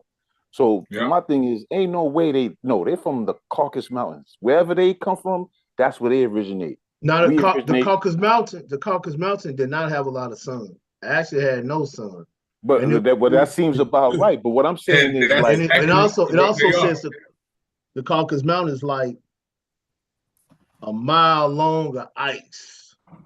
Yeah, ice, man. So when you look at their stories, let me ask you this. So when you're dealing with the cosmology of the black man, I think it's cosmology of the black man. let me to another way. So if the sun is our power, the star in the sky belong to us. That's the sun. If they take away the sun, will we turn light, or will we stay the same color we are now? I mean, if you take away the sun, all living things are gonna die, right? You know what I mean? I mean, what would happen to the skin? Turn white. We're not gonna turn white because you gotta. I understand what you're saying, but my thinking, like right now, we actually working through this as we speak, right? My thinking is this: it's deeper than, not to negate the power of the sun at all, but it's deeper than that because we're talking about our hair texture, we're talking about our skin tone, right? And remember earlier I was saying how Indians from India, they have melanin too, but even though they dark skin, they dark skin, right? And their dark skin, you might see some of them is dark skin, like you see my complexion. There's some of them is darker than me, but they not dark like a brother from Sudan dark. It's a whole different type of dark. So right.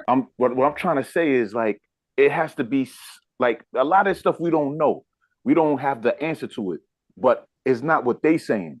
So if you take away the sun, we definitely going to die, just like a lot of living organisms. But I don't think it's going to make our skin white. I don't think our. I'm talking about the sun. I'm talking about the sun as far as not die to live it, but as far as the tone. I mean, that's what I'm getting to. I don't think the sun has to do with our genetics and our physical features, right? Because remember, the way we look on the outside has to do with what's going on the inside with our genetics and everything like that. I don't think the sun or weather plays a part in that. You know what I mean? I don't think, okay, you know, because look at Eskimos and stuff. They like Asian kind of. They not Caucasian. They Asian, but they live in a cold place too. But they don't look as pale as Caucasians. So it's something else in my thinking and my understanding besides weather. Because the oldest a man lives is 100 years, right? No, so if you, I'll say that again, brother. 120 years. Right. So I'm just saying, like on average, 100, 120, right? So now, if you're saying millions and millions and millions, if we think this through, what transitioning is happening? And if that's the case, we should be able to see that transitioning. Just like they say with the monkey thing, or we evolved from monkeys. Well, then I should be able to see a half man, half ape man transitioning into humanhood, manhood. Like a lot of this stuff, brother, it don't make sense if we analyze it. And my whole point is, whether it's religion, whether it's ideology, whether it's science, if we subscribe to their thinking, then they have mind control over us. That's exactly what I'm saying. I could say real quick, last point. I could say real quick that I'm not ashamed to say that I don't know everything and I don't have the answer, but I do know it ain't that. But go ahead, brother. I think he is debatable material. Okay. Exactly. He back it down. I like that. Exactly. I'm inclined to agree with that because if we just look at,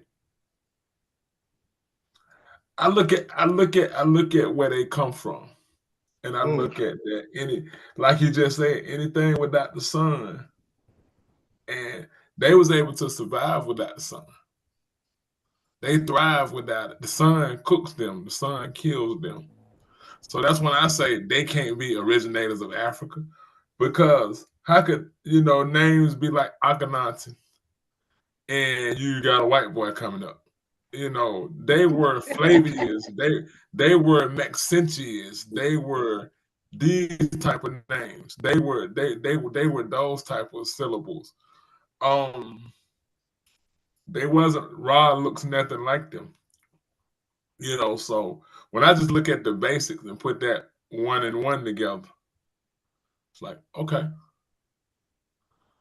So it's not deep, I think it's the technology. I think what made Dane Calloway what he is, because he ducked me for a while. Like, he would not answer nothing I would post on his page. You know how I do. I go straight to your page and antagonize and damn near bully you. And he never would respond. And a lot of them, they reach out to say, it's like just happened. All of them, I don't care who it is, knowledge. All of their grandma said the same thing. God damn it. All exactly. of they just happen to talk to their grandma. Right. Never the grandfather, only the grandmother. And grandmother didn't say nothing but, baby, you is not no African. And that's what they would tell you all the time. Right. So it's a regurgitated thing. And what made Dan Calloway look so intelligent was his editing and the way he manipulated the information. So he had a masterful way of manipulating the information that even if you were to Google it, it would look like what he was saying correct, but you have to go a little bit deeper. You got to turn some pages. You got to buy some books. You got to read some chapters. And then you'll see, hold up, wait a minute, that ain't true. So it was the half-ass learning which made these people, and then they come into step to people like me and think they're going to use Google. Google don't work on me. Come on, Bossy. Man, you say Google ain't the truth? I mean, it's true, but you can't just use that as one source. You can't use that with somebody with one source that knows. You can't just use that for everything, because what if you can't get to that phone? You know. Yeah, we're gonna get about it, fellas. All right. So yeah, we gotta run this back. Hey, man, I'm gonna let y'all handle that, man. I already got too many homework assignments. Yeah, me too. All right, y'all know where to hit us, man. Peace, God. Peace, God. Right. Peace and blessings. Peace, brother. Share, subscribe. And we out of here, man.